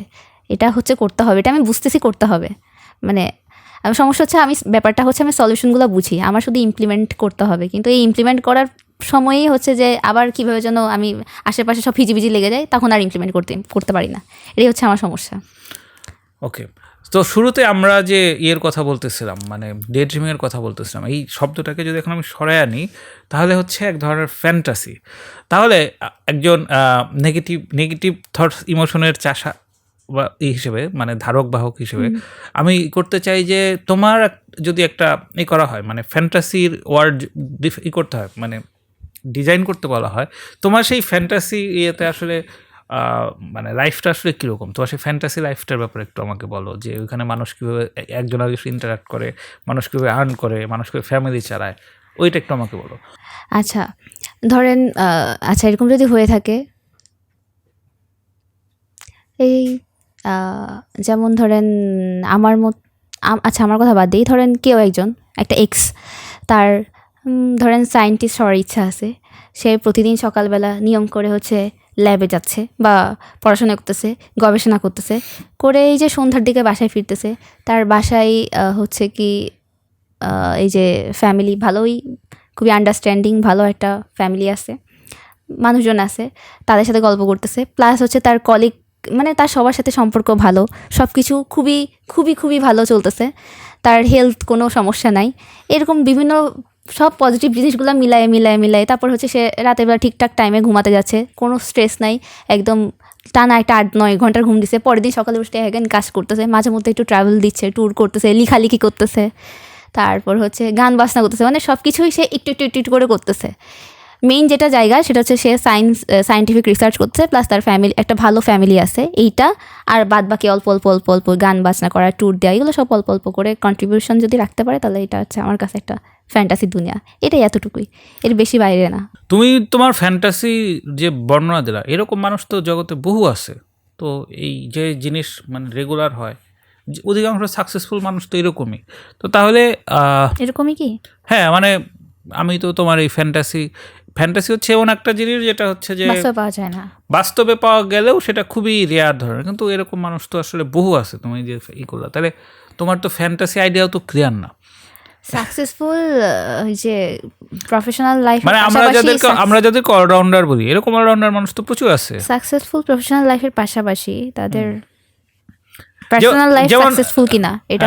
যেমন তুমি যদি আমার বন্ধু চমক হাসানের রেফারেন্স হিসেবে ধরো, তো তোমার যা ফ্যান্টাসি লাইফ, তো চমকের লাইফ এরকম চমক হাসানের মতো আমি তো আশেপাশে দেখি খুব কম মানুষ, মানে ম্যাক্সিমাম মানুষের প্রফেশনাল লাইফ ভালো হলে পার্সোনাল লাইফ ঘেটে থাকে, পার্সোনাল লাইফ ভালো হলে প্রফেশনাল লাইফে সে ওই স্ট্যান্ডার্ড পর্যন্ত পৌঁছায় না যে স্ট্যান্ডার্ডে তার যাওয়ার কথা ছিল। হ্যাঁ, কিন্তু তুমি বড় হলে দেখবা যে এরকম মানুষ আসলে অনেকেই আছে। আমাদের এই বুয়েটের সিনিয়র ভাইদের মধ্যে এরকম অনেক পাবা, জুনিয়রদের মধ্যে অনেক পাবা, অন্য ভার্সিটির পাবা, মেডিকেলে পাবা, সবখানেই পাবা, যে সব দিকেই ব্যালেন্স মেনটেন করে সে মোটামুটি করতে হয়। তো এটা মানে ঠিক কি কারণে তাহলে ফ্যান্টাসি, যেটা আসলে ফ্যান্টাসি তো সাধারণত অ্যাচিভেবল কিছু না, ওটা একটা আইডিয়ালিস্টিক জায়গায় থাকে। তাহলে হচ্ছে আমার কাছে না এই যে সবকিছু মেনটেন করা পাবলিক আমি আসলে খুবই কম দেখছি, স্যাটিসফ্যাক্টরি লেভেলে মেনটেন করা আমি খুবই কম দেখছি। আমি জানি না আমি কেন যেন এই যে প্রফেশনাল পার্সোনাল লাইফে ব্যালেন্স থাকে না, এটা আমি অনেককে দেখছি। তারপরে এই দুটা ব্যালেন্স থাকলে তারপর আমি যে বললাম আদার্স জিনিসগুলো, মানুষের সাথে মানে সোশ্যালি বা ইয়েতে হচ্ছে কি মানুষের সাথে একটা সদ্ভাব থাকা, ফ্রেন্ডলি সম্পর্ক থাকা, অনেক মানুষ তাকে চিনে, অনেক মানুষ তাকে জানে, সবার সাথে একটা বন্ধুত্বপূর্ণ ওয়ার্মথ একটা রিলেশন থাকা, তারপর কালচারাল সেট আপও তার মোটামুটি একটু থাকা, এই গান বাজনা করা, নাটক করা, এই করা ওই করা, এগুলো আবার অনেকে এগুলো থেকে আবার দূরেও থাকে। জাস্ট বলে কি professional life then personal life, আবার professional life then personal life. তা আমি এই সব কিছুর ব্যালেন্স দেখি না। এই চমক হাসান একজনই। এই ব্যালেন্সটা তো তুমি কিভাবে দেখবা? মানে এমনও তো, যেমন ধরো আমরা যদি তৌকির আহমেদের একটা রেফারেন্স করি, মানে সে তো অভিনয় করতো, আর্কিটেক্ট, ফিল্ম বানায়। এখন তো এগুলো তুমি যেটা দেখতে তুমি তো দূর থেকে দেখতেছো, সে তার ফ্যামিলি লাইফে তার বউয়ের সাথে তার সম্পর্ক ভালো কিনা, তার বাবা মার সাথে তার সম্পর্ক কিরকম, তার ভাই বোনদের, এগুলো তো কোনোদিন সে ফেসবুকে সে বলবে বলে না, নাই, কিন্তু সে বেশ কিছু পত্রিকায় লিখবে না। সে কিছু আমি কিছু পড়ছি তো গল্প সাক্ষাৎকার তখনকার যুগের, ফলে এগুলো এখন ফলে তোমার তো মনে হইতেই পারে যে সে তার প্রফেশনাল লাইফে পার্সোনাল লাইফে ব্যালেন্সের বিষয়টা, এটা তো আসলে যাই হোক আমরা আসলে দেখি। বা মনে করো যে আমি যদি চমকের কেসটাই ধরি, ওটাও তো আমরা দেখি যে হ্যাঁ চমকের 2 বাচ্চা, চমকের ওয়াইফ, এরা সুন্দর গান বাজনা করতেছে, ইউটিউবে দিচ্ছে, কিন্তু ভেতরে অন্য কিছু নাই, সেটা তোমরা জানি না। মানে যেটা হচ্ছে এগুলো আমাদেরকে তো কনভিন্স করতেছে, এগুলো তো কখনো কারো সামনে আসে না। তো আমরা যখন আরেকজনকে আসলে দেখি, সেটা তো আসলে সে যেটুক দেখায় ওইটার ভিত্তিতেই আসলে দেখি, কিন্তু ওইটাই যে অ্যাকচুয়াল কেস এটা তো হ্যাঁ আসলে জানি এটাও না। ঠিক, এটাও ঠিক, কিন্তু তো তাহলে জাস্ট দেখার বেসিসে যে মূল্যায়ন, এইটা আসলে কতটুকু মানে কারেক্ট বলে তোমার মনে হয়? এই যে আপনি যেরকম হচ্ছে ধরেন কোনো একটা মানুষকে দেখে সাথে সাথে যে এরকম একটা তার পোর্ট্রে নিজের মধ্যে এঁকে ফেলেন, কাইন্ড অফ ধরেন আপনার কোনো একটা মানুষকে দেখে মনে হইলো আরে সে মনে হয় একটু ফ্যান্টাসাইজ করে, সে মনে হয় একটু টাইপের অ্যাবসেন্ট মাইন্ডেড, মানে আপনি মানুষজনকে দেখেই বিচার করে ফেলেন। আপনি কি দেখে করতেছেন ওই মোমেন্টে? কিছু একটা জিনিস তো আছে যেটা আপনাকে টাচ করছে বা যেটা আপনার সাবকনশিয়াস মাইন্ডে করছে, হিট করছে ওই মানুষটাকে দেখে। আমার কাছেও তো আমার মনে হয় যে হয়তো আমি ধরতে পারতেছি না, অথবা কিন্তু ওই ফ্যামিলিটাকে দেখে কিছু না কিছু একটা হিট করছে, আমি বুঝতে পারতেছি এদের মধ্যে কোনো সমস্যা নেই। না, তুমি আমার ক্ষেত্রে যেটা বলো এইটাও এক ধরনের ইমপ্রেশন, এইটা তো এই ইউনিভার্সাল ট্রুথ না। হ্যাঁ, এই ইমপ্রেশন মানে যে এইটাই সে, তা তো না। হ্যাঁ, এই ইমপ্রেশন তো আমি না, সবাই, মানে ধরো তুমি যখন আমার সাথে 2টা কথা বলছো, তোমারও আমার ব্যাপারে কোনো একটা ইমপ্রেশন হয়েছে, যেটার বেসিসে তুমি ভবিষ্যতে আমার সাথে হয় কথা বলবা অথবা বলবা না। যেমন তোমারই আর একটা ব্যাচমেট আছে যে তোমার সাথে কাজ করে, ও কিন্তু আমার সাথে কথা কম বলে, কারণ ওর মনে হয় যে হয়তো আমার সাথে কথা বললে আমার ব্যাপারে কোনো ইনফরমেশন পেয়ে যাইতে পারে। তোমার সেটা মনে হয় নাই। সো আলটিমেটলি কি, তারও আমার ব্যাপারে একটা ইমপ্রেশন আছে, তোমারও আমার ব্যাপারে একটা ইমপ্রেশন হয়েছে, তাই না? তো ইমপ্রেশন তো সবারই সবারটা হয়। আমি যেটা হয় যে আমি ইমপ্রেশনটা লিখি বলে তোমার মনে হয় যে আমি খুব মানে কিন্তু দেখা মাত্র মানুষকে বলে ফেলতেছি, তুমি হয়তো ইমপ্রেশনটা কখনো শেয়ার করো না, এর বাইরে তো কিছু না। কিন্তু এই যে আপনি দেখা মাত্র বলতেছেন এবং এই বলাটাকে কন্টিনিউ করতেছেন কেন বলেন তো? কেননা আপনি দেখা মাত্র যেটা বলতেছেন সেইটা প্রায় সময় মিলে যাচ্ছে, চিন্তা ভাবনার সাথে মিলে যাচ্ছে, তাই না? এই কারণেই তো আপনি এটাকে কন্টিনিউ করছেন এখনো পর্যন্ত, এবং মানুষজন আপনাকে বিশ্বাস করে যে আপনি যা যা বলবেন একটা মানুষের ব্যাপারে সেটা অলমোস্ট রাইট। না, বিষয়টা তা না। আমার হাতে অজস্র সময় আছে বলে আমি হয়তো তাকে নিয়ে অনেক কথা বলি, আর একজন হয়তো বলে না, এই জন্য আমি 10টা বললে সেখান থেকে 2টা মিলবে, আর একজন তো একটাও বলে না। ওইটাই কারণ, মানে এইখানে মানে আমার এক্সিলেন্সের চাইতে আমার যে হাতে অখণ্ড অবসর আছে এবং মানুষকে না ফাউ চিন্তা করার মতো মেন্টালিটি আছে, এইটাই এখানে গুরুত্ব পাইছে। এইটার পেছনে মানে আমি এখানে কতটা স্কিলড সেটা আসলে ম্যাটার না। এবং আসলে কি মানুষের পক্ষে স্কিলড হওয়া সম্ভব? মানে ধরো এই যে তুমি তোমার সাথে গত 1 বছরের বেশি সময় একই অফিসে বসি, এর মধ্যে কয়দিন আমার কথা হয়েছে, কয়দিন কতক্ষণ কথা হয়েছে, তাই না? তো এর বেসিসে যখন আমি এটার এই যতটুকু কথা হয়েছে এটার মধ্যে কোয়ালিটি আলাপ আসলে কতটুকু সময় ছিল, তো সেই সব আলাপ বিচার করলে কী হইতেছে, এইটা অনেকটাই কিন্তু কিছু সিমটম দেখে একটা র্যান্ডম গেসের মতো। তো এই র্যান্ডম গেস মানে কী হবে, আমি 100টা গেস করলে সেখানে সঠিক হওয়ার পরিমাণ তোমার চাইতে বেশি হবে, কারণ তুমি গেসই করো না।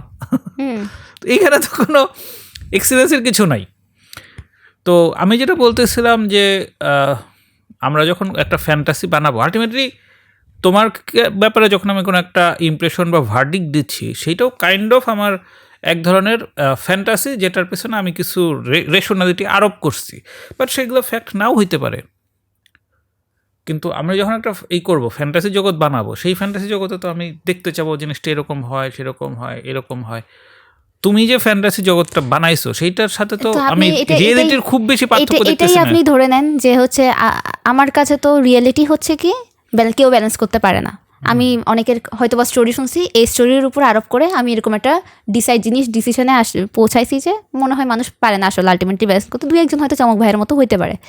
এখন আমার ফ্যান্টাসি হয়ে গেছে ওই আনরিয়েলিস্টিক জগৎটা, আমিও এরকম সবগুলো একসাথে পেতে চাই। আপনি হয়তো আমার তুলনায় অন্যরকম সিচুয়েশন দেখছেন বলে আপনার হয়তো রিয়েলিস্টিক ওয়ার্ল্ড আলাদা, যার কারণে আপনার এটা ফ্যান্টাসি মনে হয় নাই। এটাও তো হইতে পারে, সেটা হওয়ার চান্সই বেশি।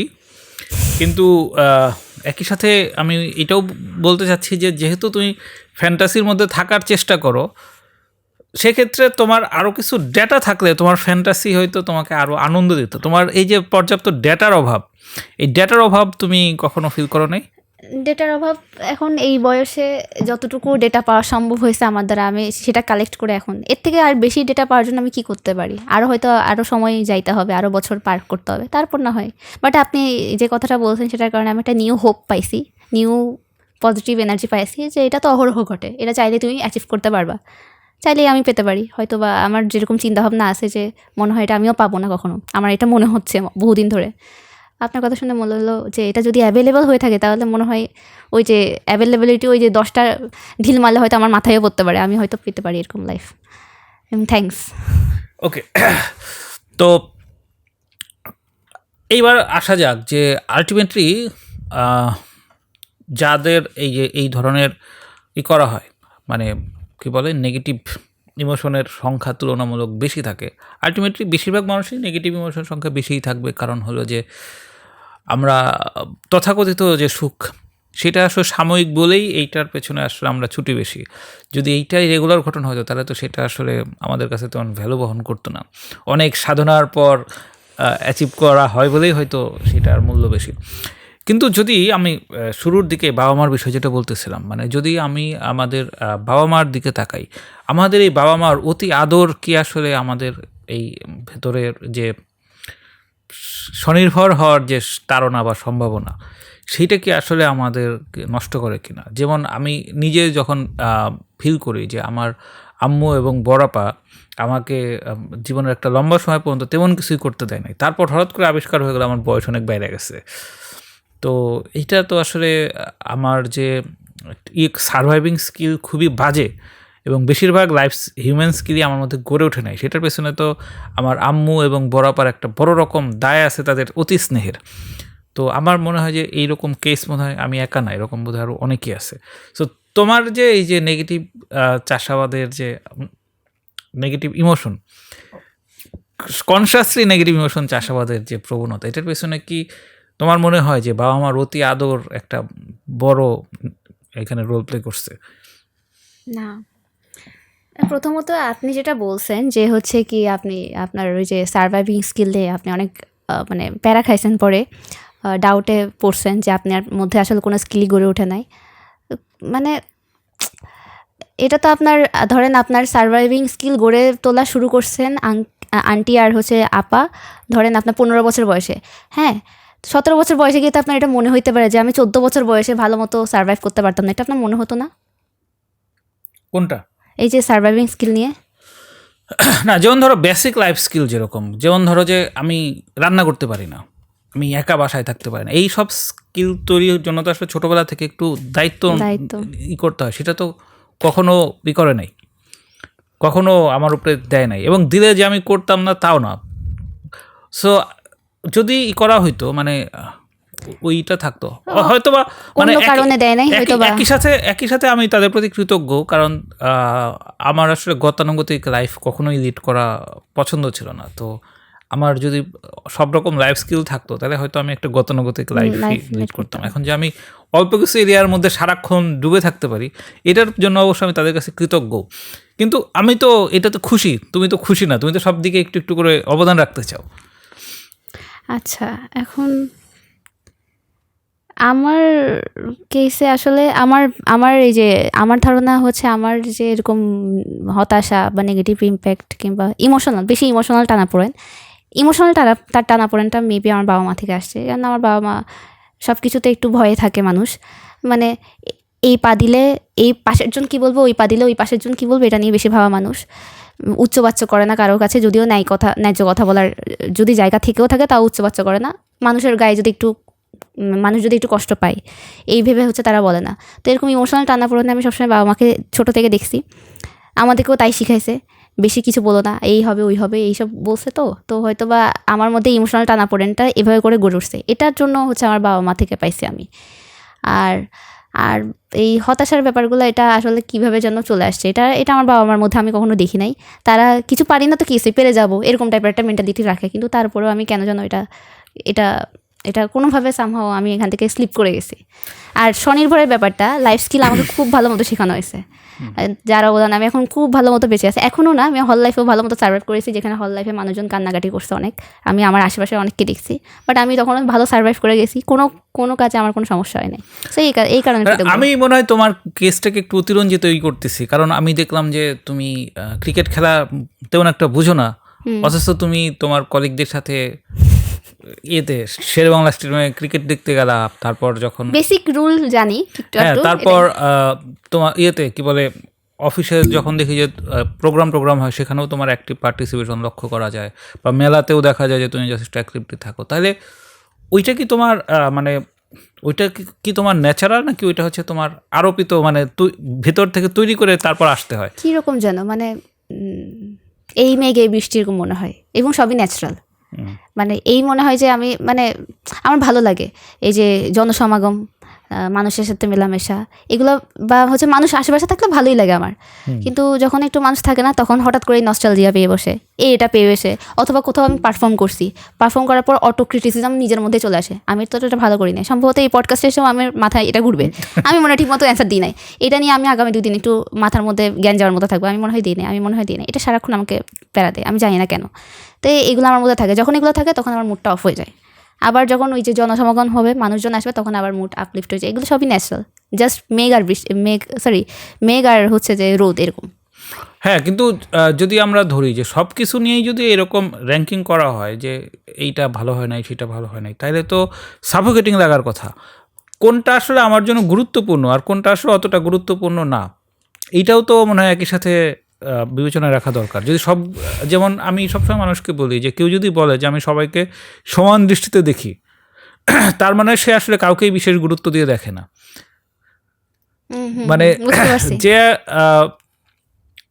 আসলে কিছু মানুষ থাকবে যারা খুবই এক্সক্লুসিভ, তাদের জন্য এক ধরনের দৃষ্টি থাকবে, যারা থাকবে অতটা এক্সক্লুসিভ না তাদের জন্য, আর কিছু মানুষ থাকবে একেবারেই সাধারণ, তাদের ব্যাপারে এক ধরনের দৃষ্টিভঙ্গি থাকবে। তো সবাইকে সমান দৃষ্টিতে যারা দেখে বলে, এরা তো আসলে মোস্টলি হচ্ছে অন্যের ব্যাপারে ইনডিফারেন্ট, বা হচ্ছে একটু নিজের ব্যাপারে নার্সিসিস্ট, আদারওয়াইজ তো করা সম্ভব না।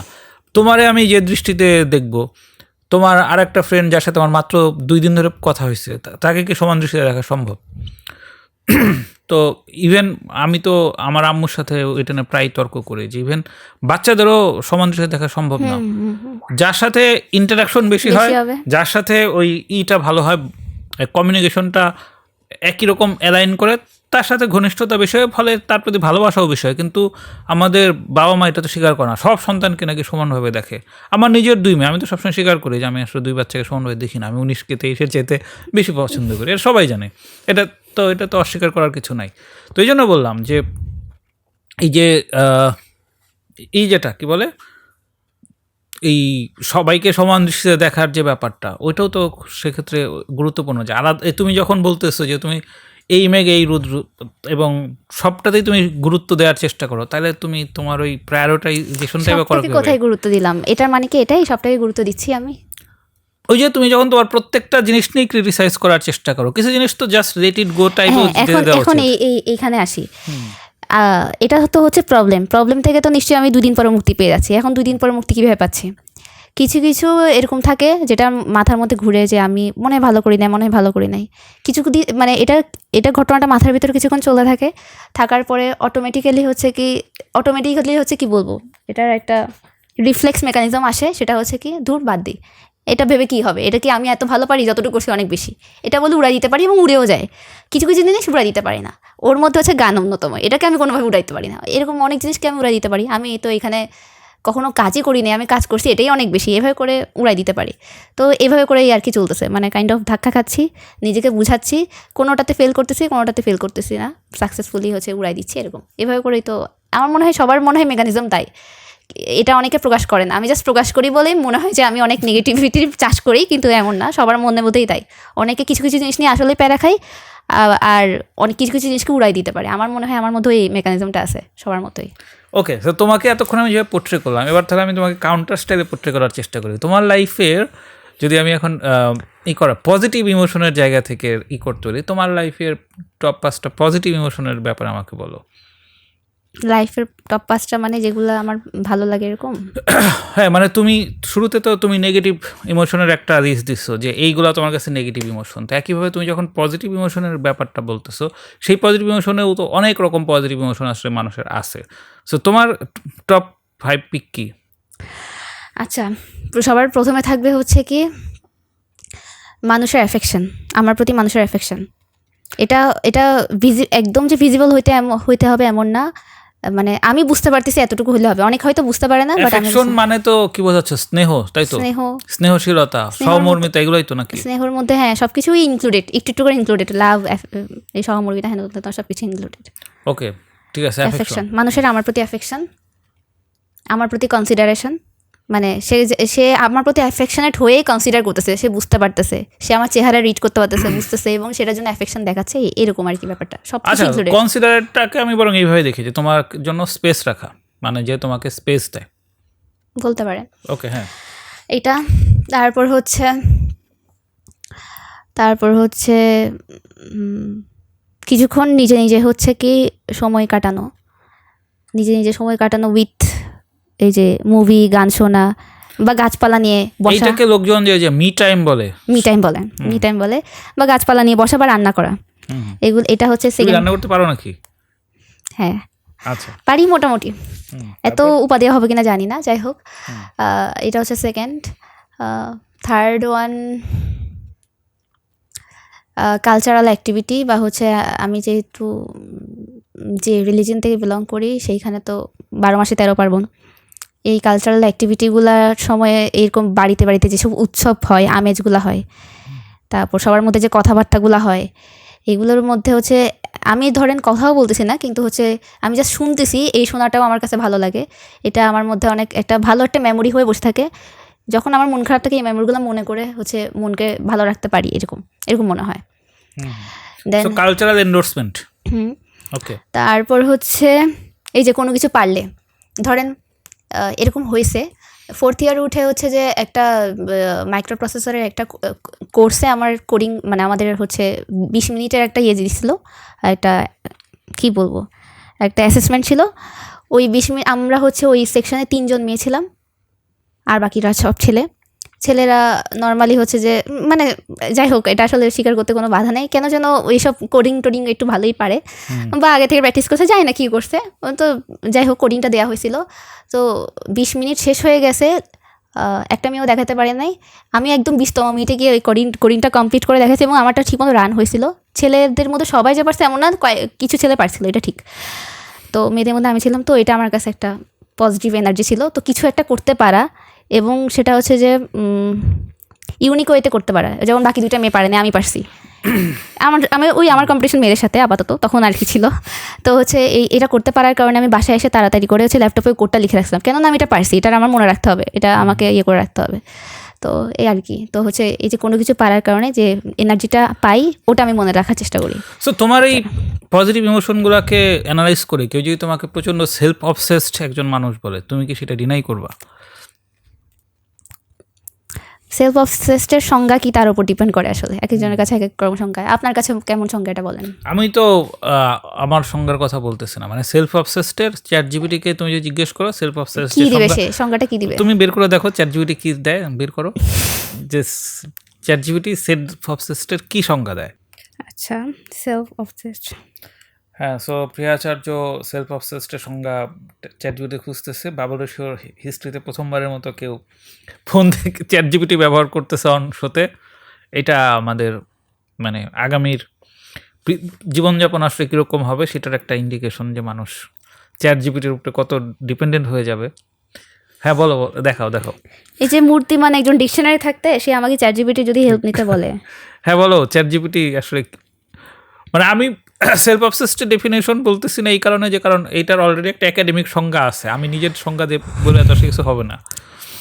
Excessive occupation with one self, নিজের চিন্তাভাবনা, ফিলিংস, অ্যাপিয়ারেন্স, অ্যাচিভমেন্টস, এগুলো নিয়ে সবসময় অকিউপাই থাকা, এটা বললো। আর অন্য কারো পারস্পেক্টিভ বা নিডকে নেগলেক্ট করে নিজের সব কিছুতে হচ্ছে সবসময় অকিউপাই থাকা, এটা বলতেছে। তো তোমার যে পজিটিভ ইমোশন, এইটাকে অ্যানালাইসিস করে যদি তোমার এই ডেফিনেশন, তো হলো কি, প্রথমগুলো তো আচ্ছা ভালোবাসা কেন, ভালোবাসা যে আমি পাচ্ছি এমন তো না, আমি তো দিচ্ছিও, তাই না? আমি কি দিচ্ছি না? তুমি দিচ্ছ কিনা সেটা আমি কেমনি বলবো, সেটা তা তাহলে আমি তো বলো। দিচ্ছি, দেওয়াতেও তো এক ধরনের শান্তি আছে, ভালো লাগা আছে, তাই না? আচ্ছা, তো তুমি মানুষের প্রতি তুমি সেই ভালোবাসাটা দাও? উম, এটা আসলে আমি বলার থেকে আশেপাশে মানুষ বলে ভালো হয়। আশেপাশের মানুষকে তো আমি পডকাস্টে নিয়ে আসতে পারবো না, আশেপাশের মানুষ আমাকে তাই বলছে, সেই আচ্ছা। হিসেবে বলতে পারি যে হ্যাঁ। ওকে, তার মানে তোমার কাছে রেফারেন্স আছে। ওকে, তারপর এই যে উৎসব আমেজ হয় এখানে, মানুষজন যে ইয়ে করে, মানুষজনের মধ্যে যে হারমোনি, ইউনিটি, এসব দেখি, এগুলো আমার ভালো লাগে। এটা কি নিজের মধ্যে, এটা তো নিজের কিছু নিয়ে ব্যস্ত থাকা না, এটা তো আমি সবার এর মধ্যে এই জিনিসগুলো দেখে আমার ভালো লাগে। না এইটা পড়বে না, 5টার মধ্যে 3টা বা 4টা বোধহয় পড়বে। মোটেও না। এই যে তুমি বলতেছিলা যে কি বলে, তুমি আর মেয়েদের সাথে কম্পিট করে তুমি পারছো, এটা তুমি করছে, তার মানে এখন হচ্ছে কিছু- তোমার একই সাথে তুমি হাইলি কম্পিটিটিভ এবং তোমার সবসময় কোনো না কোনো একটা ভ্যালিডেশন লাগে। সো এত ভ্যালিডেশন দিয়ে তো আসলে মানুষের পক্ষে ভ্যালিডেশন না, আমি যে positivity পারছি চর্চা এটার করা একটা স্মারক কঠিন। তো লাগবে, তাই না? কেন? এটার এখন এই যে আমি যদি বলতাম যে আমি নিজেকে নিজে ক্রিটিসাইজ করছি, তখন আপনি আবার এটা বলতেন যে এটা যে সঠিক, তুমি কিভাবে শিওর হইলা? এই সঠিকতার জন্য আমার আরেকজনের হেল্প নিতে হবে, তাই না? আরেকজন যদি সঠিক বলে তখন তো আমি তাকে তুমি বিশ্বাস তো করতে পারছি। না, তুমি তো কোনো একাডেমিক পেপার পাবলিশ করতেছো না যেটা পিয়ার রিভিউ লাগবে। সো আলটিমেটলি তোমার দরকার কি? তোমার দরকার হচ্ছে একটা মিনিংফুল মোমেন্ট ক্রিয়েট করা। সেই মিনিংফুল মোমেন্টটা তো নিজে ফিল করার ব্যাপার। সেইটা ভ্যালিডেশন দিয়ে যদি ফিল করতে হয় তখন তো সেইখানে হবে কন্টিনিউয়াসলি একটা ওই আপ ডাউনের ব্যাপার থাকবে। এখন প্রতিদিন ক্লাসে যাচ্ছি, প্রতিদিন ক্লাস থেকে বেরোচ্ছি, এটা তো কোনো মিনিংফুল মোমেন্ট হইতে পারে না। এখন হবে কোনটা? 20 মিনিটের মধ্যে হচ্ছে কি একটা কোডিং কমপ্লিট করতে পারা, এটাই তো মিনিংফুল। এবং 20 মিনিটের মধ্যে যদি আমি কমপ্লিট করতে পারি, এটার ইনচার্জ যে ছিলেন সে তো নিশ্চয়ই এটাকে ভ্যালিডেট করবেই। এটা তো আমার কিছু করার নাই। না, জিনিসটা তো সিচুয়েশনটা এরকম। করার কিছু আছে এই কারণে যে তুমি বলতেছো যে ছেলেদের সাথে তোমার কম্পিটিশন না, কিন্তু না, না, মেয়েদের সাথে। এমনটা আমি একদম অ্যাকুরেটলি বলি না, আপনি যেটা ভাবতেছেন। আমি জাস্ট বললাম যে কয়েকটা ছেলে পারছে এবং মেয়েরাও পারে না, আমি পারছি। তো ব্যাপারটা আমার কাছে তখন একটু মানে এটা মনে হয়েছে যে না, আমি কিছু পারি, এমন না যে আমি বোকা, এমন না যে আমি সবার মতো একই রকম। আমার তখন এটা মনে হয়েছে, অন্য কেউ বলার পরে মনে হয়েছে। আমার তো নিজেকে নিজেই সবসময় ডাউন ফিল হয়, অন্য কেউ বলার পর যখন মনে হয়েছে তখন ইটস ওকে ধরে নেওয়া যায়। এখন এটা এই যে ডাউন ফিল হওয়া এটাও আসলে এক ধরনের ভ্যালিডেশনই। মানে হচ্ছে যে তোমাকে নিশ্চয়ই তোমার আশপাশের মানুষজন এমন কিছু বলছে যেটা তুমি ধরে রাখো এবং সেটার কারণে তোমার মনে হয় যে তুমি পারো না। আদারওয়াইজ কেউ কিছু পারলে সেটা তো সে নিজেই জানে সে পারে। নিশ্চয়ই আশপাশের মানুষজন তোমাকে কখনো না। কোনো এমন কোনো কথা বলছে যেটার কারণে তোমার এই ডাউন ফিল হয়, এবং না। এই ফিল হওয়াটা মানেই তো আসলে এইটাও এক ধরনের ভ্যালিডেশনই দেওয়া। সো একজন মানুষ এত ভ্যালিডেশনের কাতর হইলে সেই মানুষ কীভাবে পজিটিভিটি নিয়ে থাকবে? ওরে বাবারে, আপনি কেন যেন সব ইমোশনকে কিভাবে যেন একটা দিকে ইয়ে করতেছেন, এটা তো আমি বুঝাতেই যাচ্ছি না। যেটা আপনি বুঝতেছেন সেটা আমি বুঝাতেই যাচ্ছি না। তাহলে কি বোঝা যাচ্ছে সেটাই বুঝাও। আচ্ছা, কিভাবে বুঝাই? মানে এটা কি ভালো লাগার ইস্যু না যে কেউ হচ্ছে কি, আপনি একটা জিনিস পারছেন এবং হচ্ছে সেটা রিমার্কেবল ওয়েতে পারছেন এবং সেটা কেউ সেটার প্রশংসা না, মানে সেটা জাস্ট মাথা নেড়ে হ্যাঁ বলতেছে। এটা ভূয়সী প্রশংসা করতে হবে এমন না, মাথা নেড়ে হ্যাঁ বলতেছে, এটাই কি এনাফ না? এটা কি ভালো না জিনিসটা? এটার জন্য কেন আমাকে সেলফ অবসেসড ট্যাগ পেতে হবে? সেলফ অবসেসড বলতে তো আমি জানতাম যে হচ্ছে কি নিজেরটাই করে। আমার কিছু ফ্রেন্ড আছে হচ্ছে কি যারা নিজের গানটা, যখন অডিয়েন্স অনেক বেশি থাকবে গানটা তখন গাইবে, সেই জন্য বাকিদের স্লট উলট পালট করে দেয়। আমি এরকম দেখছি। তারপর আমি এটাও দেখছি, নিজের প্রোফাইল পিকচার, নিজের হচ্ছে মোবাইল ওয়ালপেপারে নিজের ছবি রাখে, নিজের ছবি সে সারাক্ষণ দেখতে চাই বলে, নিজের ড্রেস সারাক্ষণ দেখতে চাই বলে। এগুলো কি সেলফ অবসেশন না? আমি তো এগুলোর কোনোটাই করি না। তাহলে তুমি সেলফ অবসেস না। আমি তো তোমাকে বলছি যে এই ডেফিনেশনে তোমাকে যদি কেউ দেয় তুমি কিভাবে ডিনাই করবে? এই যে আমার মতো মানুষের নেগেটিভ ইমোশনের আরেকটা কারণ হচ্ছে আপনাদের মতো মানুষ যারা হচ্ছে যে এরকম কমেন্ট পাস করে। এরকম আপনাদের মতো মানুষের কারণে আমরা আতঙ্কিত থাকি, ভয়গ্রস্ত থাকি। যদি পান থেকে চুন কষে যদি পায়ে দিকে এই যায়, যে যদি কিছু বলে। হ্যাঁ, আমি তো সেইটাই তোমাকে এতক্ষণ বোঝানোর চেষ্টা করলাম যে এই যে ডাউন ফিল করা, আতঙ্কে থাকা, এইটাও তো এক ধরনের ভ্যালিডেশনের আকাঙ্ক্ষা। মানে ধরো যে আমাদের মতো এরকম 10-20 জন লোক তোমারে এই ধরনের বললো, মানে কেন এটা কেয়ারি করার মতো তো কিছু নাই, জাস্ট নেগলেক্ট করো। তখন ওই যে মনে হয় আর কি যে সবাই যখন বলতেছে তার মানে তো আমি আসলে রাইট না রং হইতেও পারি, এরকম মনে হয় না? না, কেন হবে? মানে সঠিক কথা একজন বললেই যথেষ্ট। 1 কোটি 2 কোটি 100 কোটি মানুষ 100 একটা কথা কোটি বলে তো যে সেটা মানে সেটা সঠিক হইতে পারে না। আমার স্যাম্পলিংয়ে তো 100 কোটি না, আমার স্যাম্পলিংয়ে বড় জোর আমার কিছু আশেপাশে, অবশ্যই এটা আমার এটা এখানে একটু এটা বলা যেতে মানে পারে যে আমার ইম্যাচুরিটি আছে। যতক্ষণ পর্যন্ত আমি বেটার এক্সপ্লেনেশন না পাচ্ছি ততক্ষণ পর্যন্ত তো আসলে আমি আমার পজিশন বদলাবো না। এখানে বেটার এক্সপ্লেনেশন ব্যাপারটা হচ্ছে মানে মানুষ তো নিজের সুবিধা ওয়াইজ এক্সপ্লেনেশন শুনলেই তখন সেটাতে খুশি হয়ে যায়। তাহলে আমরা কোনটাকে বেটার এক্সপ্লেনেশন বলবো? যেটা আমার কাছে কনভিন্সিং লাগতেছে। যদি তোমার কাছে শুধু এইটাই ফিল্টার করা থাকে যে যেটা শুনলে আমার ভালো লাগবে সেইটাই হচ্ছে বেটার এক্সপ্লেনেশন, তাহলে তো সেটা বেটার এক্সপ্লেনেশন না। যেটাতে আসলে আমাকে লজিক্যালি, রেশনালি এবং উইথ রিজনিং দিয়ে যেটা এক্সপ্লেন করা সম্ভব সেটা better explanation. So better explanation তো খুব কম মানুষ দিতে পারবে। কে বলছে আমি 50 জনের সাথে মিশছি, 50 জনের এক্সপ্লেনেশনই আমার মাথায় ঢুকছে, 50 জনের মধ্যে 10 জনের এক্সপ্লেনেশন আমার মাথায় ঢুকছে, যেটার কারণে আমি ওয়ার্কআউট করতেছি, এমনও তো হইতে পারে। কিন্তু ওই যে তুমি একটু আগে কেবল বললা না যে আমাদের মতো মানুষজনের কারণে তোমরা আতঙ্কে থাকো যে আমাদের কথা, এই তো ধরেন তো আমার বয়স লাগছে বুঝতে যে 10 জনের মধ্যে 5 জনই হচ্ছে এরকম আপনাদের মতো মানুষ যাদের কথা না শুনলেও চলতো। এখন মনে হচ্ছে সেটাই তো বলতেছি যে এই ভ্যালিডেশনের তো আর দরকার কি, আমাদের জাস্ট উপেক্ষা করো, উড়ে দাও, তাইলে তো হয়। এগুলো তো সবকিছুতে তো টাইম লাগে, এগুলোরও তো টাইম লাগে যে বুঝতে যে আসলে আমি কার কথা শুনবো কার কথা শুনবো না। তুমি তো 949 বছর বাঁচবা না প্রিয় আচার্য, তুমি কত বছর আর বাঁচবা, মানুষ কতদিন বাঁচে। তো তোমার যদি সবকিছু এতদিন পরে পরে পরে তুমি যদি এরকম লেট বুমার হও তাহলে তো তোমার এই নেগেটিভিটির জগতে বয়স কি বেশি হয়ে গেছে? কমও তো হয় নাই। গ্র্যাজুয়েশন করছো কতদিন, অনেকদিন আগের না? একজন মানুষের তো চিন্তা ভাবনার প্রসেসটা এক রকম হয়, তাই না? না, সেটাই তো বলতেছি যে তোমার এই যে ভ্যালিডেশন, এই ভ্যালিডেশনের এই আকাঙ্ক্ষা তোমার ভ্যালিডেশন আসতে হবে নিজের ভেতর থেকে।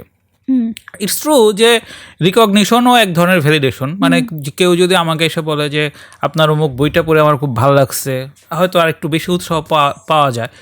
এটা এরকম আসলে বেশ অনেক বছর ধরে এরকম এমন কোনো কাজ করি নাই যেটাতে হচ্ছে আমার নিজে আমি 10 আউট অফ 10 দিছি এবং মানুষজন 0 দিলেও আমার কোনো মানে আমার কোনো মাথা ব্যথা নেই। এরকম আসলে এই কাজগুলো অনেক দিন করা হয় নাই। যেমন 9 না থাকতেও আমি ছবি আঁকতাম, এগুলো কারো দেখাইতাম না, কেউ জানেও না, কিন্তু আমার ভিতরে এগুলো আসে যে আমি ভালো আঁকছি, এরকম একটা ফিল হয় তখন আর কি। মানে এগুলো বহুদিন করা হয় নাই, তো হচ্ছে এই তুমি করো নাই সেই দায় কার? এটা কি মানে এই যে আমাদের মতো যারা খারাপ প্রকৃতির লোক তারা কি তোমার করছে, মানে তোমার দোকানদারকে বলে দিচ্ছে যে এর কাছে কোনো রং পেন্সিল কাগজ কিছু বিক্রি করা যাবে না? হ্যাঁ, আপনাদের মতো মানুষগুলোকে উপেক্ষা করা যায় যদি আপনাদের সাথে আমার প্রতিদিন 1-2 ঘন্টার জন্য দেখা হয়। এখন প্রতিদিন 7-8 ঘন্টার জন্য তার সাথে আসি, তখন এগুলো একটু টক্সিকই লাগে। ধরেন আমি তার সাথে রুমমেট হিসেবে আসি, তখন ওইটা টক্সিকই লাগে। উৎখাত করতে হবে, বাপ মারে উৎখাত করে ফেলতে হবে প্রয়োজন। এটা আপনি পারছেন, সবাই তো আর পারে না। আমি স্বভাবতই হয়তো বা জেন্টাল প্রকৃতির, তাই হয়তো পারি না। পারতে হবে, নাহলে এইসব নেগেটিভিটির চাষাবাদ তো তাহলে চলতেই থাকবে। মানে যদি তোমার এনার্জাইজড হইতে হয়, এনার্জাইজ তো আসলে মানে ওই নিজের ভেতর থেকে ওইটা আসতে হবে। তো আর একজনের উপরে যদি এনার্জি ডিপেন্ডেন্ট হয় তাহলে সেই সোর্সটা যখন তখন বিট্রে করতে পারে, সেই সোর্সটা যখন তখন বিকল হয়ে যেতে পারে, তখন কি করবা? যাই হোক, উৎখাত আমি করতে পারি নাই বলে এই অবস্থায় আর কি। যাই হোক, উৎখাত করা উচিত, কিন্তু হ্যাঁ, মানে ধরো যে আমার মতো লোকের সাথে নামের সাথে তোমার তো কিছু যায় আসে না, মিশবা না, দরকার পড়লে সিম্পলি অ্যাভয়েড করবো, আর কিসের কি। তো এরকম ধরো আপনার সাথে তো আমার মানে ওইভাবে কানেকশন নাই, সো আপনাকে অ্যাভয়েড করলেও মানে জিনিসটা নিয়ে আমার প্যারা খাইতে হবে না। কিন্তু ধরেন যার সাথে বললাম তো 8-9 ঘন্টা থাকতে হচ্ছে, তাকে এই যে অ্যাভয়েড করার জন্য যে আরেকটা কমিউনিকেশনে যাইতে হবে, সে যদি ধরেন আস্ক করলো যে তুমি আমাকে কেন অ্যাভয়েড করতেছো, কেন করতেছো এটা, এগুলোর জন্য যে আবার রিপ্লাই দিতে হবে, তার মন ক্ষুণ্ণ যাতে না হয় সেজন্য যে ডিপ্লোম্যাটিক্যালি কথা বলতে হবে, এগুলো খুবই প্যারাদায়ক জিনিস। এবং আমি কাউকে মনক্ষুণ্ণ দিতে পারি না, আমার খুব প্যারা লাগে এটা। সবার মন রক্ষা করে যারা চলে তারা তো মূলত চাটুকার প্রকৃতির লোক। আমি জানতাম এই কথা আসতেছে এখন। হ্যাঁ, তবে কি প্রিয়া আচার্য তুমি একজন চাটুকার প্রকৃতির লোক? না, চাটুকার না, মনক্ষুণ্ণ সত্য কথাই বলি, বাট সেটা যাতে হার্শ ফিল না করে সেটা তো চেষ্টা করতে হবে, তাই না? সেটা যদি এখন আমি একজনকে অপমান করে বলে দিছি এবং আমি নিজেকে সত্যবাদী যুধিষ্ঠির দাবি করছি, এটা কি হইলো? মানে ক্লিয়ার কাট কথা বলা আলটিমেটলি যতটা পজিটিভ কোয়ালিটি হিসেবে বলা হয়, এটা একটা ওভাররেটেড কোয়ালিটি। মানে কথা একটু ডিপ্লোমেসি মেনটেন করেই বলা উচিত। মানে তোমার ব্যাপারে আমি অ্যাকচুয়ালি যে চিন্তা করি বা তুমি আমার ব্যাপারে অ্যাকচুয়ালি যে চিন্তা করো, সেটা যদি বলা শুরু করো কিছুদিনের মধ্যে তোমার আমার সাথে আসলে কোনো কমিউনিকেট করা সম্ভব না। তো ইটস ফাইন। কিন্তু আমি বলতেছি যে যে লোককে উৎখাত করতে হবে, যদি সে এতটাই টক্সিক হয় তাহলে সহজ কথা, আসলে আমাদের টেস্ট ম্যাচ করে না, আমাদের ইন্টারেস্ট ম্যাচ করে এটা না, তো ফলে বলি আমি আমাদের না মধ্যে বলে থাকি না, কিন্তু আলটিমেটলি ছাড়তেও পারি না, এটা আমাদের মধ্যে আসলে কমিউনিকেশন কম হয় ভালো, এটা তো খুব মানে সহজ হিসাব। এগুলো তো বলি কিন্তু বললেও ছাড়তে পারি না, এরকম আর কি ব্যাপারগুলো আমার, মানে আমি পারি না আসলে। হ্যাঁ, পারো না সেটা তো তোমার লিমিটেশন, তোমার লিমিটেশন কেন স্বীকার করতেছো না? করতেছি তো, কিন্তু তাই জন্য আমাকে চাটুকর কেন বলা হবে? চাটুকর তো না আমি। হ্যাঁ হয়তো তুমি চাটুকর না, কিন্তু ওই যে তুমি বললা যে তুমি কাউকে সবার মন এই কি বলে সবাইকে খুশি রাখার চেষ্টা করো, তুমি জেন্টল, ওই জন্য বলছি যে তোমাকে তো চাটুকার বলি না, আমি বলছি যে সবার মন রক্ষা করে যারা চলে তারা আসলে চাটুকার প্রকৃতি। তবে কি আমি চাটুকার? এভাবেই তো বললেন। হ্যাঁ তুমি আমি বলছি যে যদি এরকম হয় তাহলে সাধারণত এরকম হয়, তুমি এই ক্যাটাগরিতে পড়ো কিনা। তুমি বলছো যে পড়ো না, আমি কি এরপরে আর সেটা কোনো ভেরিফাই করছি যে না তুমি কিন্তু আসলে চাটুকার? তা তো করি নাই। আচ্ছা আচ্ছা, এখন আমার একটা প্রশ্নের ইয়ে দেন যে এই যে মনস্তত্ত্ব অ্যানালাইসিস করা, এই জিনিসটা থেকে কি আমার বের হয়ে আসা উচিত? আমি সারাক্ষণ কিন্তু এর মধ্যেই ডুবে থাকি, বিভিন্ন রকম আমার মনস্তাত্ত্বিক জিনিসগুলা কিভাবে ইয়ে করতেছে, বা আমি কারোর সাথে কীভাবে ব্যবহার করতেছি, কেউ আমার সাথে কীভাবে ব্যবহার করতেছে, অথবা ওই দুজন তার সাথে কীভাবে ব্যবহার করতেছে, এটা থেকে বিভিন্ন রকম ডেটা কালেক্ট করা, এইসব মনস্তাত্ত্বিক অ্যানালাইসিস, এখান থেকে কি বের হয়ে যাওয়া উচিত না আসলে? এটা তো আমাকে আপনি করেন কিন্তু আপনাকে প্রবলেম করে না, কিন্তু আমাকে আমি তো এগুলো লেখালেখি করি, তুমি তো কোনো কাজ করো না, সো এটা তোমার তো। আমি ডেটা নিয়ে এখন আশ্চর্য কেন সবকিছু ভিজিবলি ইয়ে করতে হবে, ডেলিভার করতে হবে? থাকুক আমার মধ্যে, এটা আমার মধ্যে আমার উপলব্ধি বাড়াচ্ছে, সমস্যা যেহেতু এইটা তুমি বললা যে এটা তোমার রেগুলার লাইফে হ্যাম্পার করে, আমারও তো হ্যাম্পার করে না, তোমার যেহেতু করে, তো এটা বের হইতে হবে, কিন্তু ছাড়তে পারতেছি। কেউ ধরো যে এক সিসি অ্যালকোহল নিয়ে টাল হারায় ফেলে, কেউ 3-4-5 পেক খেলেও কিছু হয় না, এটা তো যার যার বডির উপরে ডিপেন্ড করতেছে। তো তোমার বডি এটা নিতে পারে না, আমার বডি নিতে পারে, এই তো। যদি নিতে পারতো তাহলে কিছু না, যেহেতু তুমি নিজেই বলতেছো এটা তোমাকে হ্যাম্পার করে, তাহলে এখান থেকে বেরিয়ে আসতে হবে। এগুলো তো আলটিমেটলি তোমার জন্য কোনো ইউটিলিটি কিছু না। বের হয়ে আসতে পারতেছি না, এটার জন্য কোনো সলিউশন, মানে আমি জানি করতে হবে, আমি আপনাকে শুরু থেকেই বলতেছি আমি জানি যে করতে হবে, কিন্তু করতে পারতেছি না। এইটা কেন হচ্ছে যেন আমি তো আমি নিজেই আপনাকে প্রশ্নটা করলাম, আমি তো জানি যে এটার থেকে বের হয়ে আসতে হবে, যেহেতু আমাকে হ্যাম্পার করতেছে, তাহলে আমি পারতেছি না। এটার কোনো ওয়ে আছে কিনা? তুমি বের হয়ে আসতে চাও না, তুমি এই জিনিসটা জিয়ে রাখা এক ধরনের কি বলে, হ্যাঁ এক ধরনের বিকৃত আনন্দ হয়তো তুমি করতেছো, এখান থেকে আনন্দ হয়তো আস্বাদন করতেছো, বের হয়ে চাও না আর কি। চাইলেই পারে মানুষ চাইলে, মানে যদি আসলেই কোনো কিছু তীব্রভাবে চায়, ধরো যে এখন ভূমিকম্প শুরু হইলো, মানে ভূমিকম্প, এখন তো ভূমিকম্প খুব সহজ হিসাব, এই 6 তলা থেকে তুমি লাফ দিয়ে দিতে পারো বাঁচার জন্য, কিন্তু নর্মালি তো তুমি চাবা না। তো এটা ডিপেন্ড করতেছে আসলে কতটা আসলে সিচুয়েশনটা কতটা ইমার্জেন্সি, সেটা বুঝতে পারছি, মানে আমি এটার ইমপ্যাক্ট কতটা ফিল করতেছি তার উপর। তুমি জিনিসটাকে অতটা ইমার্জেন্সি, অতটা আর্জেন্ট মনে করতেছো না, হয়তো মাইল্ড টু মডারেট লেভেলে আছে, যে এটা হইলেও হয় না হইলেও হয়, এরকম একটা ব্যাপারে আছে। এই তো মানে তোমার এই যে এই ব্যাপারগুলো তুমি হয়তো করো, মানে আনন্দ পাও যে হ্যাঁ আমি তো এটা চাচ্ছি, পারতেছি না, কি করা যায় ওটা তুমি আনন্দ পাও, হয়তো এটা এক ধরনের আনন্দ দেয়। আমি হয়তো একটু ওভার এক্সাজারেট করে হয়তো বলছি যে বিকৃত, কিন্তু বিকৃত না হলেও মানে আনন্দ পাও আর কি। আচ্ছা হ্যাঁ, এটা ঠিক বলছেন, হয়তো বা আমি এখনো ইমার্জেন্সিটা ফিল করতে পারতেছি না, করলে হয়তো বা এখান থেকে বের হয়ে আসবো, বিশাল সমস্যা। তো প্রিয়া আচার্য, তুমি এই যে আমার বাবল ঋষিতে এসে তোমার এই নেগেটিভ ইমোশন বিষয়ে যে এত খোলামেলা কথা বললা, এইটা নিয়ে যখন লোকজন তোমাকে নানা প্রশ্ন করবে, তখন আসলে তুমি এটা কিভাবে ডিল করবা? তা আমি জানি না, জাস্ট চোখ নাক কান বন্ধ করে রাখবো, বলবো যা বলার বলে ফেলছি, ওটা শুনে নিন, ওটা শুনে যা যা চিন্তাভাবনা আবার নতুন করে ক্রিয়েট হবে সেটা আপনার সাথে শেয়ার করতে বলবো, আমার সাথে কোনো কথা না বলতে বলবো, আমি কিছুই জানি না, ওই সময় যা মাথায় আসছিলো তাই বলছি। বা কেউ যদি ইউটিউবে দেখে, ধরো যে এই যে তোমাকে এই ধরনের প্রভোকেটিভ প্রশ্ন করার কারণে, ধরো আমি তো এমনিতেই আমার এই কথাবার্তার কারণে ইউটিউবে কমেন্ট সেকশন নিয়মিতই গালিগালাজের শিকার হই, কিন্তু দেখা গেল আমার গালিগালাজের পাশাপাশি তোমারও কেউ সমালোচনা করতেছে তোমার এইটার কারণে, সেটা তুমি কি? অচেনা মানুষ কি বলছে এখন আসলে সেটা নিয়ে আমার কোনো মাথা ব্যথা নাই, চেনা মানুষ বললে একটু খারাপ লাগতো। আচ্ছা, তার মানে ইউটিউব কমেন্ট সেকশন আসলে তোমার জন্য ম্যাটার না, এখন আমি টেনশন করতেছি আমার চেনা মানুষগুলো দেখার পরে, তখন আমার সাথে যখন ইন্টারাকশনে আসবে তখন কি হবে এটাই ভাবতেছি খালি, অচেনা মানুষ নিয়ে আমার মাথা ব্যথা নাই। সো তুমি এই যে নেগেটিভ ইমোশন নিয়ে এত কথাবার্তা বললা, এইগুলা তো তুমি বাবুল রেশিওতে এক ধরনের একজন থট এক্সপেরিমেন্টে তুমি একজন মানে ভলান্টিয়ার হিসেবে পার্টিসিপেট করে তুমি অনেক ইনপুট দিছো। তো ভলান্টিয়ার হিসেবে তুমি যে পার্টিসিপেট করে যে ইনপুটটা দিলা, এইটাকেও তো আসলে পজিটিভলি অ্যাড্রেস করার সুযোগ ছিল। সো এইভাবে কি তুমি দেখবা না, মানে তুমি যে আমার এই থট এক্সপেরিমেন্টে তুমি ভলান্টিয়ার হিসেবে আসছিলে এবং অনেক ইনপুট দিলা, যেটা সাধারণত অন ক্যামেরায় লোকজন দিতে চায় না। আসলে কি দিতে পারছি? সে তো এই যে আপনার ভ্যালিডেশন লাগবে এখন, বলেন দিতে পারছি? হ্যাঁ, মানে তুমি তো অনেক কথাই মানে এই আমার প্রশ্নের ফাঁদে পড়ে তুমি তো অনেক কথাই বলে দিছো। ইনপুট বলে মনে হয়েছে কিনা এটা বলেন। না হলে এই কথা বললাম কেন? তাহলে ঠিক আছে, পজিটিভ এনার্জি হিসেবে নেওয়া যায়। হ্যাঁ, মানে তুমি এই যে থট এক্সপেরিমেন্টে একজন ভলান্টিয়ার হিসেবে আসছিলা, তো এটা তো একটা বড় ব্যাপার নাকি? এই দেখা যাবে যে লোকজনের কমেন্টে তুমি আবার মুষড়ে পড়তে পারো। না, মুষড়ে পড়বো না, ওই চেনা মানুষ কীভাবে অ্যাটাক করতেছে তার উপর ডিপেন্ড করে। অ্যাটাকটা যদি কিউট ভালো হয়, সাটল হয়, দেন ওকে।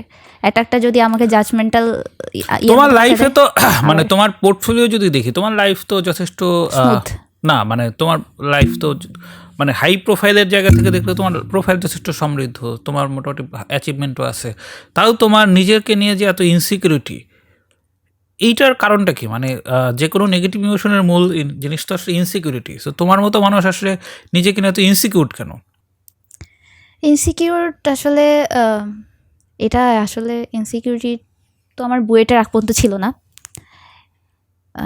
বুয়েটে ঢোকার পর থেকে আস্তে আস্তে শুরু হয়েছে। এর আগে আসলেই ছিল না। এর আগে আমি আমার মতো পড়াশোনা করছি, নিজের মতো করছি, ভ্যালিডেশনে চিন্তাও করি নাই। মানে যেটা ফল আসছে সেটা আমি বুঝছি যে হার্ডওয়ার্কের কারণে আসছে, আর ফল না আসলে তার মানে আমি এনাফ হার্ডওয়ার্ক করি নাই, আবার করছি, এরভাবে হয়েছে। ব্যাপারটা তো অনেক সুন্দর ছিল।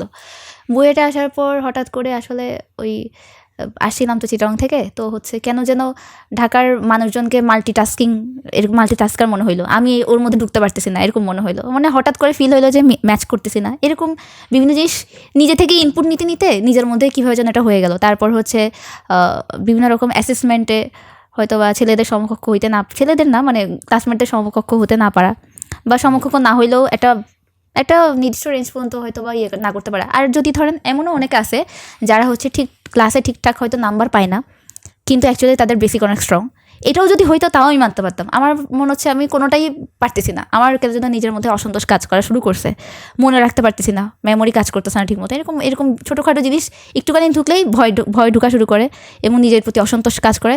এরপর থেকে এই আমার জিনিসটা শুরু হয়েছে আসলে এখান থেকে। তাও আমি ওখান থেকে বের হয়ে আসছিলাম সামহাউ। লাস্ট ইয়ারে গিয়ে একটু যখন একাডেমিক লাইফটা আবার ইমব্যালেন্স হয়ে গেছে, আবার মেজাজ খারাপ হওয়া শুরু করছে। তো ওইখান থেকে এখনো পর্যন্ত এটা কন্টিনিউ হচ্ছে। এটাই, আগে এরকম ছিল না, তো এখন হয়েছে আমার ধারণা। বুয়েটিয়ানরা তো সাধারণত বাইরে সেটেল করে। তো তোমার এই ধরনের নেগেটিভ ইমোশন নিয়ে তুমি আসলে বাইরে কি সেটেল করতে পারবা, নাকি দেখা যাবে যে তোমার আসলে আবার দেশে ফেরত চলে আসতে হইতে পারে? বাইরে সাধারণত সেটেল করে যাদের ইচ্ছা থাকে তারা। এখন আমার ইচ্ছা আছে কিনা এটার উপর ডিপেন্ড করে। এটা তো বাইরে থাকতে না পারার পিছনে আমি নেগেটিভ ইমোশন থাকারকে দায়ী করতে পারতেছি না। আসলে আমার ইচ্ছা নাই, তাই আমি থাকতে পারতেছি না। ইচ্ছা থাকলে আমার থেকে যেতে পারতাম। তুমি তো বাইরে যাওই নাই, কিভাবে থেকে যেতে পারতা? মানে যদি আমার ইচ্ছা থাকে তাহলে আমি থেকে যেতে পারবো, এটা আর কি, এটা বলতে চাচ্ছি।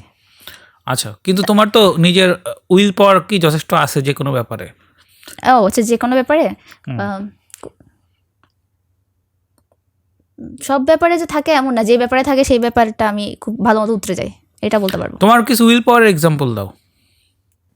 ছোটখাটো মনে হতে পারে, এখন কি বলা উচিত এটা? সেটা তো তুমি বলতে পারো। সিলি মনে হইতে পারে, এখন এটা বললে এটার বিপক্ষে আর একটা কমেন্ট শুনতে হইতে পারে। আচ্ছা, যাই হোক, কমেন্ট মানে এত ইনসিকিউরিটিতে কেন ভুগো? আচ্ছা, এই যে কেননা আপনি চেনা মানুষ, অচেনা মানুষ না। অচেনা মানুষ হলে তো ভাবতাম না। আরে, অথবা আপনার থিঙ্কিং ম্যাটার করে। বলো। আচ্ছা, যাই হোক, ছোট জিনিস বলতে হচ্ছে যেমন ধরেন ওই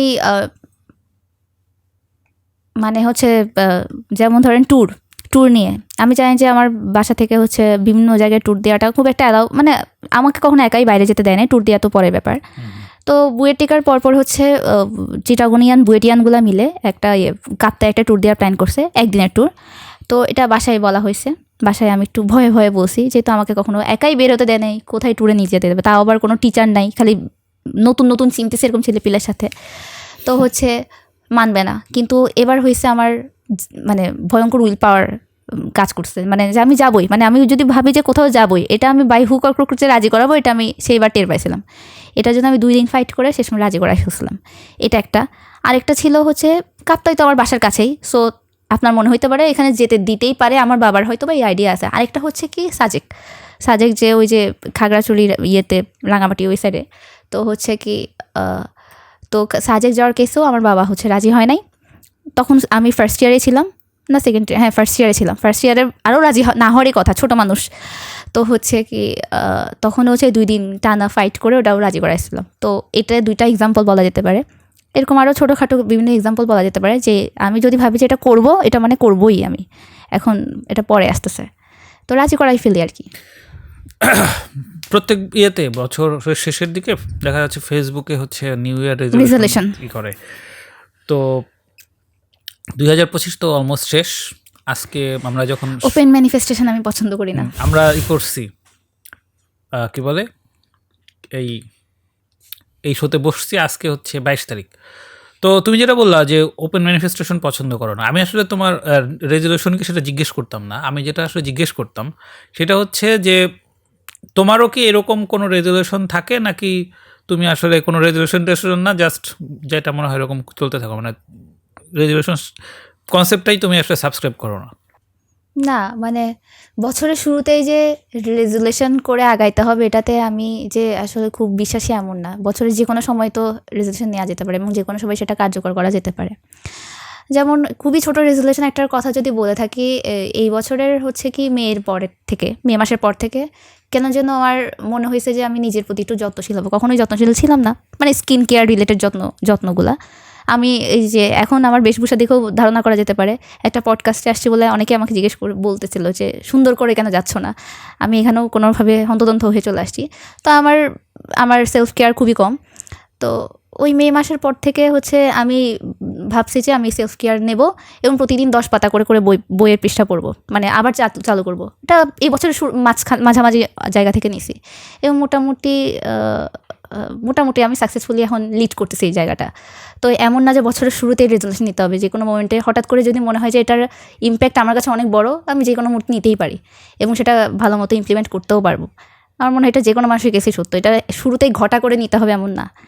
আমার মনে হয় সিচুয়েশন বুঝে, ইম্প্যাক্ট বুঝে কেউ চাইলে নিতে পারে এবং সেটা ইমপ্লিমেন্ট করতে পারে। তোমার এই আলাপ শুনে, মানে প্রথম থেকে এখনকার পর্যন্ত আলাপ শুনে, যদি কেউ মনে করে যে এ আসলে একই সাথে প্রচণ্ড মানে একই সাথে সে প্রচণ্ড প্রথা বিরোধী থাকতে চায়, আবার একই সাথে প্রচণ্ড প্রথানুরাগী, এটা কি তুমি অ্যাগ্রি করবা নাকি হচ্ছে যে এটা ডিনাই করবা? না, অ্যাগ্রি করবো। আমি এইগুলোর মাঝখানে ফেসে যাই। আমার মানে এখান থেকে এটাও ভালো লাগে, এখান থেকে কিছু এটাও ভালো লাগে, মানে পুরাটাই হয়তো ভালো লাগে এমন না, বাট কিছু কিছু ভালো লাগে। আচ্ছা, সো এখন এই যে তোমার এই যে হাইব্রিড ধরনের পার্সোনালিটি, এই হাইব্রিড ধরনের পার্সোনালিটির পেছনে আসলে ঠিক ফ্যাক্টরগুলো কী কী বলে তোমার মনে হয়? সবার মধ্যেই তো আছে, আমার মধ্যে আলাদা করে আছে এমন তো না, সবার মধ্যেই আছে। জাস্ট এই যে বললাম, কেউ এক্সপ্রেস করে, কেউ এক্সপ্রেস করে না। আমি করে ফেলছি, তাই মনে হচ্ছে আমার মধ্যে আছে, সবার মধ্যেই আছে। সো তুমি মনে করতেছো যে অধিকাংশ মানুষই এরকম হাইব্রিড ধরনের আছে, কিন্তু হয়তো 50-50 না, 20-80, 30-70 এমন। হ্যাঁ, মানে এমন তো না যে কোনো মানুষই জাস্ট এক পিস, ব্যাপারটা তো এরকম না। ওই রকম বৈশিষ্ট্যের মানুষ ডেফিনেটলি আরও সব জায়গাতেই থাকে। কিন্তু আমি যেটা বলতে চাচ্ছি যে এই যে এরকম যাদের আসলে হাইব্রিড ধরনের পার্সোনালিটি হয়, যে সবসময় হচ্ছে অলওয়েজ ইন বিটুইন এই যে ইন বিটুইন দশায় থাকাটা আসলে কতটা প্লেজার অথবা পেইন দেয়? প্লেজার পেন দুটোই দেয়। মানুষ তো কেউ আসলে ফুল ব্ল্যাক বা ফুল হোয়াইট না, আসলে গ্রে না। তো গ্রে হলে তো হোয়াইটের হোয়াইটনেসটাও রাখতে হবে, ব্ল্যাকের ব্ল্যাকিশ ভাবটাও থাকবে। এখন ওই পেইন আর ভালো দুটোই থাকবে আমার কাছে। দুটোই কখনো মনে হয় যে আমি এই দুটার মাঝখানে থেকে আসলেই প্যারা খাচ্ছি, এই দুটার মাঝখান থেকে আমি ডিসিশন নিতে পারতেছি না, স্ট্রেসড থাকতেছি। আবার আমার যখন এই যে প্রথা বিরোধী অথবা প্রথানুরাগী এইগুলা যেগুলো পজিটিভ পয়েন্টগুলো আছে সেগুলো যখন পাই, তখন যখন হ্যাপিনেস কাজ করে, তখন আবার এটা ভালো লাগে। তো আমার কাছে দুটোই মানে পেইনফুলও ফিল হয়, আবার মাঝে মধ্যে হচ্ছে হ্যাপিনেস ফিল হয়। মানে আমি এটাকে একসেপ্ট করে নিয়েছি যে কোনো জিনিসের শুধু প্রোস থাকতে পারে না, প্রোস কনস দুটাই থাকতে পারে, এটা মেনে নিছি। শেষ পর্যন্ত যদি ইয়ের জায়গায় আসি, পারফরমেন্সের জায়গায় আসি, কারণ হলো যে বাই ডিফল্ট যেহেতু বুয়েটিয়ান যারা মানে বুয়েটিয়ানদের মধ্যে একটা বাই ডিফল্ট একটা পারফরমেন্স, ডেলিভার, রেজাল্ট এই ধরনের একটা ব্যাপার নিয়ে একটা বড় রকম ক্রেভিং থাকে। যেহেতু মানে বুয়েটে যারা চান্স পায় এরা সবাই তার এলাকার কোনো না কোনো সময় লেজেন্ডারি স্টুডেন্ট টাইপ ছিল। তো শেষ এই যে যখন দেখা যাচ্ছে যে পারফরমেন্স যেটা মানে এক্সপেক্টেড এবং ডিজায়ার্ড আউটকাম সেইটা যখন মন মতো হয় না, তো এইটা কি আসলে হয় মানে এইটা কি ওই যে যেটা পেইনের পরিমাণটা তখন এত বেশি বাড়া যায় যে প্লেজারগুলো যখন আসেও সেটা তখন আর বুঝতে পারা যায় না, এরকম কোনো ফিল হয় কিনা? না, প্লেজার যখন আসে আমি সেটা বুঝতে পারি। আর পেইনের ব্যাপারটা যেটা বলছেন যে পেইন তো লাগে, কিন্তু এই পেইন নিউ না। মানে ধরেন হ্যাঁ, আপনি যেটা বলছেন নিজের এলাকায় সে একটা বিশাল বড় একটা মানুষ ছিল, তারপর তো বুয়েটে আসছে, এটা বলতেছেন তো। নিজের এলাকায় আমি একদম বিশাল বড় মানুষ ছিলাম না, আমাকে কেউ আসলে চিনতও না। নর্মালি আমি অনেকের মুখে শুনছি যারা যারা বুয়েটে আসে তারা তাদের জেলায় অনেক ফেমাস থাকে, মানুষজন চিনে। আমাকে যে খুব চিনতো এমনও না আসলে। এবং আমি ক্লাস 6 থেকে 9-10 পর্যন্ত হচ্ছে 20-এর বাইরে রোল ছিল, 21-22 এরকম হয়তো বা। তাহলে তুমি অনেক ভালো স্কুলে পড়ছো নাকি? হ্যাঁ, মানে বলা হয় জেলা সেরা স্কুল, যাই হোক। তারপর ক্লাস 10-এ হঠাৎ করে 20 থেকে সেটা এক লাফে 5-এ চলে আসছে। তো এই যে পিছনে সামনে আসা যাওয়া এগুলো আমার মধ্যে ছিলই। তো এগুলা নিয়ে এত পেইন যে খেয়ে একদম উল্টে পড়ে গেছে এমন না। তো পেইন একটু খাই, কিন্তু ওই এটার কারণে ওই প্লেজারটা যে আসবে বা যেটা আসছে সেটা যে উপভোগ করতেছেন এমন না, ওটা আমি বুঝতে পারি। মানে এটা আমি অভ্যস্ত হয়ে গেছি অলরেডি এই পেইনগুলো প্লেজারগুলোতে। ওকে, আমরা অলরেডি 100 মিনিটের কাছে আলাপ করে ফেলছি। তো আলাপ শেষ করার তার আগে যে জিনিসটা আমার বোঝা দরকার যে তুমি যখন এই সোশ্যাল স্টাডি করো, সোশ্যাল স্টাডি মানে হচ্ছে যখন মানুষের সাথে মেশো তোমার তো কোনো একটা সোশ্যাল পারসেপশন তৈরি হয়। তো এই সোশ্যাল স্টাডিগুলোর ক্ষেত্রে তোমার আসলে কি মানে এই ইমপ্রেশনগুলো আসলে কীভাবে তৈরি হয়?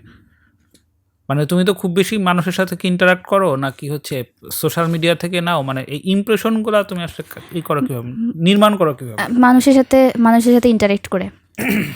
আমি মানুষের সাথে বেশি মিশি, মনে হয় অফিসে একটু জিজ্ঞেস করলেই জানা যাবে যে আমি মানুষের সাথে মিশি, কথা বলি, তার অবস্থাটা বোঝার চেষ্টা করি। শুধু অফিস না, আসলে বাসায়ও বাড়িতেও যেখানে ছিলাম ওখানেও মানুষের সাথেই মিশি।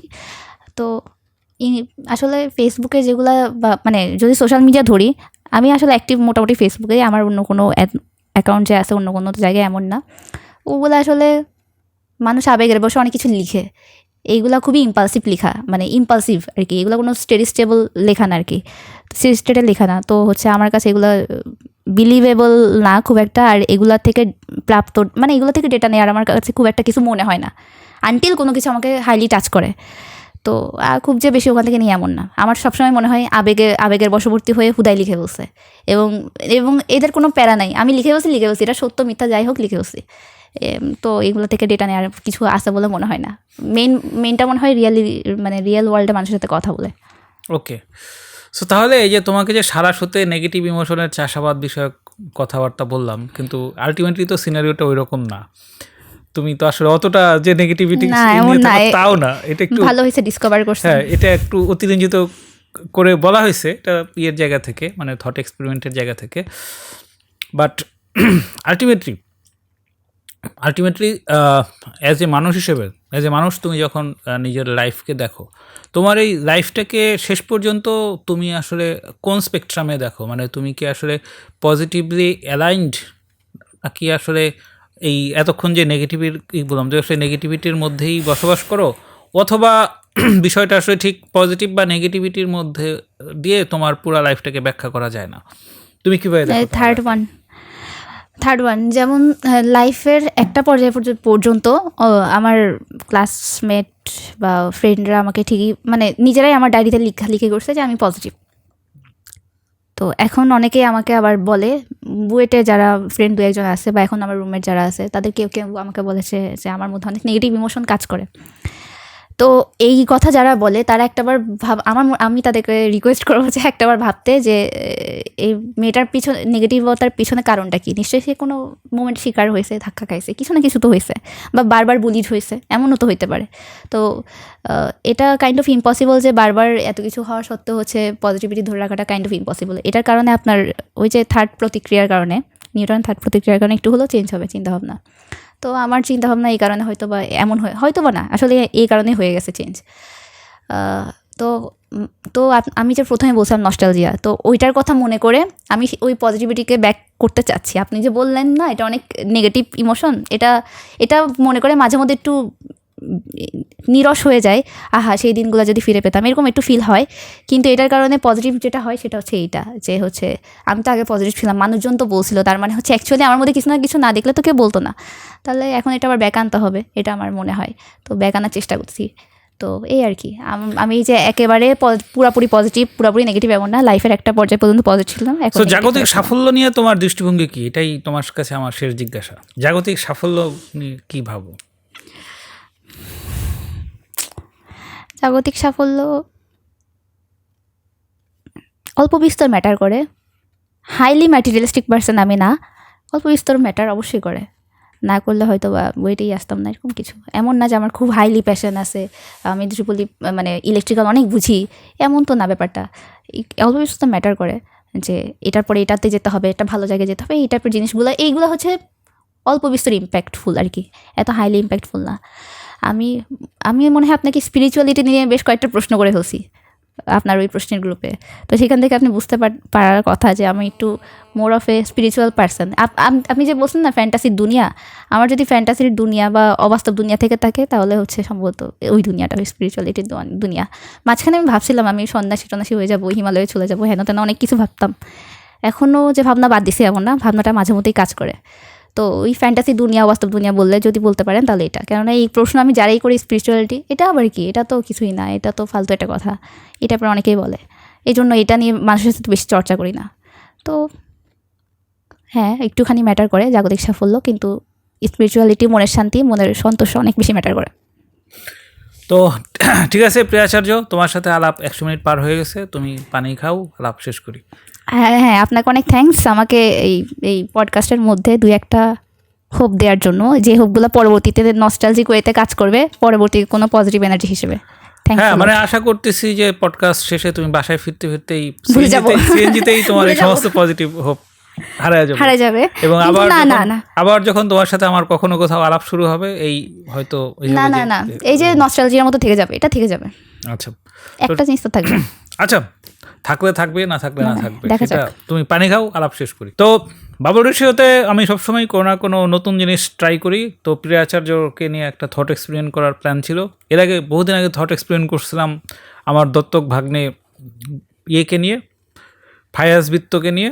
তো অনেকদিন পর আবার প্রিয়াচার্যর সাথে এরকম একটা এক্সপেরিমেন্ট করলাম। মাঝে মাঝে এরকম থট এক্সপেরিমেন্ট করলে আসলে অনেক বিষয় নিয়ে কথা বলা যায়, কিন্তু যেটা হয়েছে যে অন ক্যামেরায় তারা ওই রোল প্লেয়িংটা করতে চায় না, এটা হচ্ছে ক্যামেরার সবচেয়ে বড় সমস্যা। বাট স্টিল প্রিয়াচার্যর মতো কোনো মানুষ স্পিরিচুয়ালিটি নিয়ে ইন্টারেস্টেড, ফলে তাদের এই সমস্ত জিনিসপত্র বা ইমপ্রেশন হয়তো কখনো ম্যাটার করে অথবা কখনো ম্যাটার করে না। আজকে হয়তো লাকিলি ম্যাটার করে নাই। যাই হোক, বাবাডুশোর আজকের এপিসোড এখানেই শেষ। নেক্সট এপিসোডে অন্য কোনো অতিথির সাথে অন্য কোনো টপিকে আবার কথা হবে। সে পর্যন্ত সবাই ভালো থাকেন, ধন্যবাদ।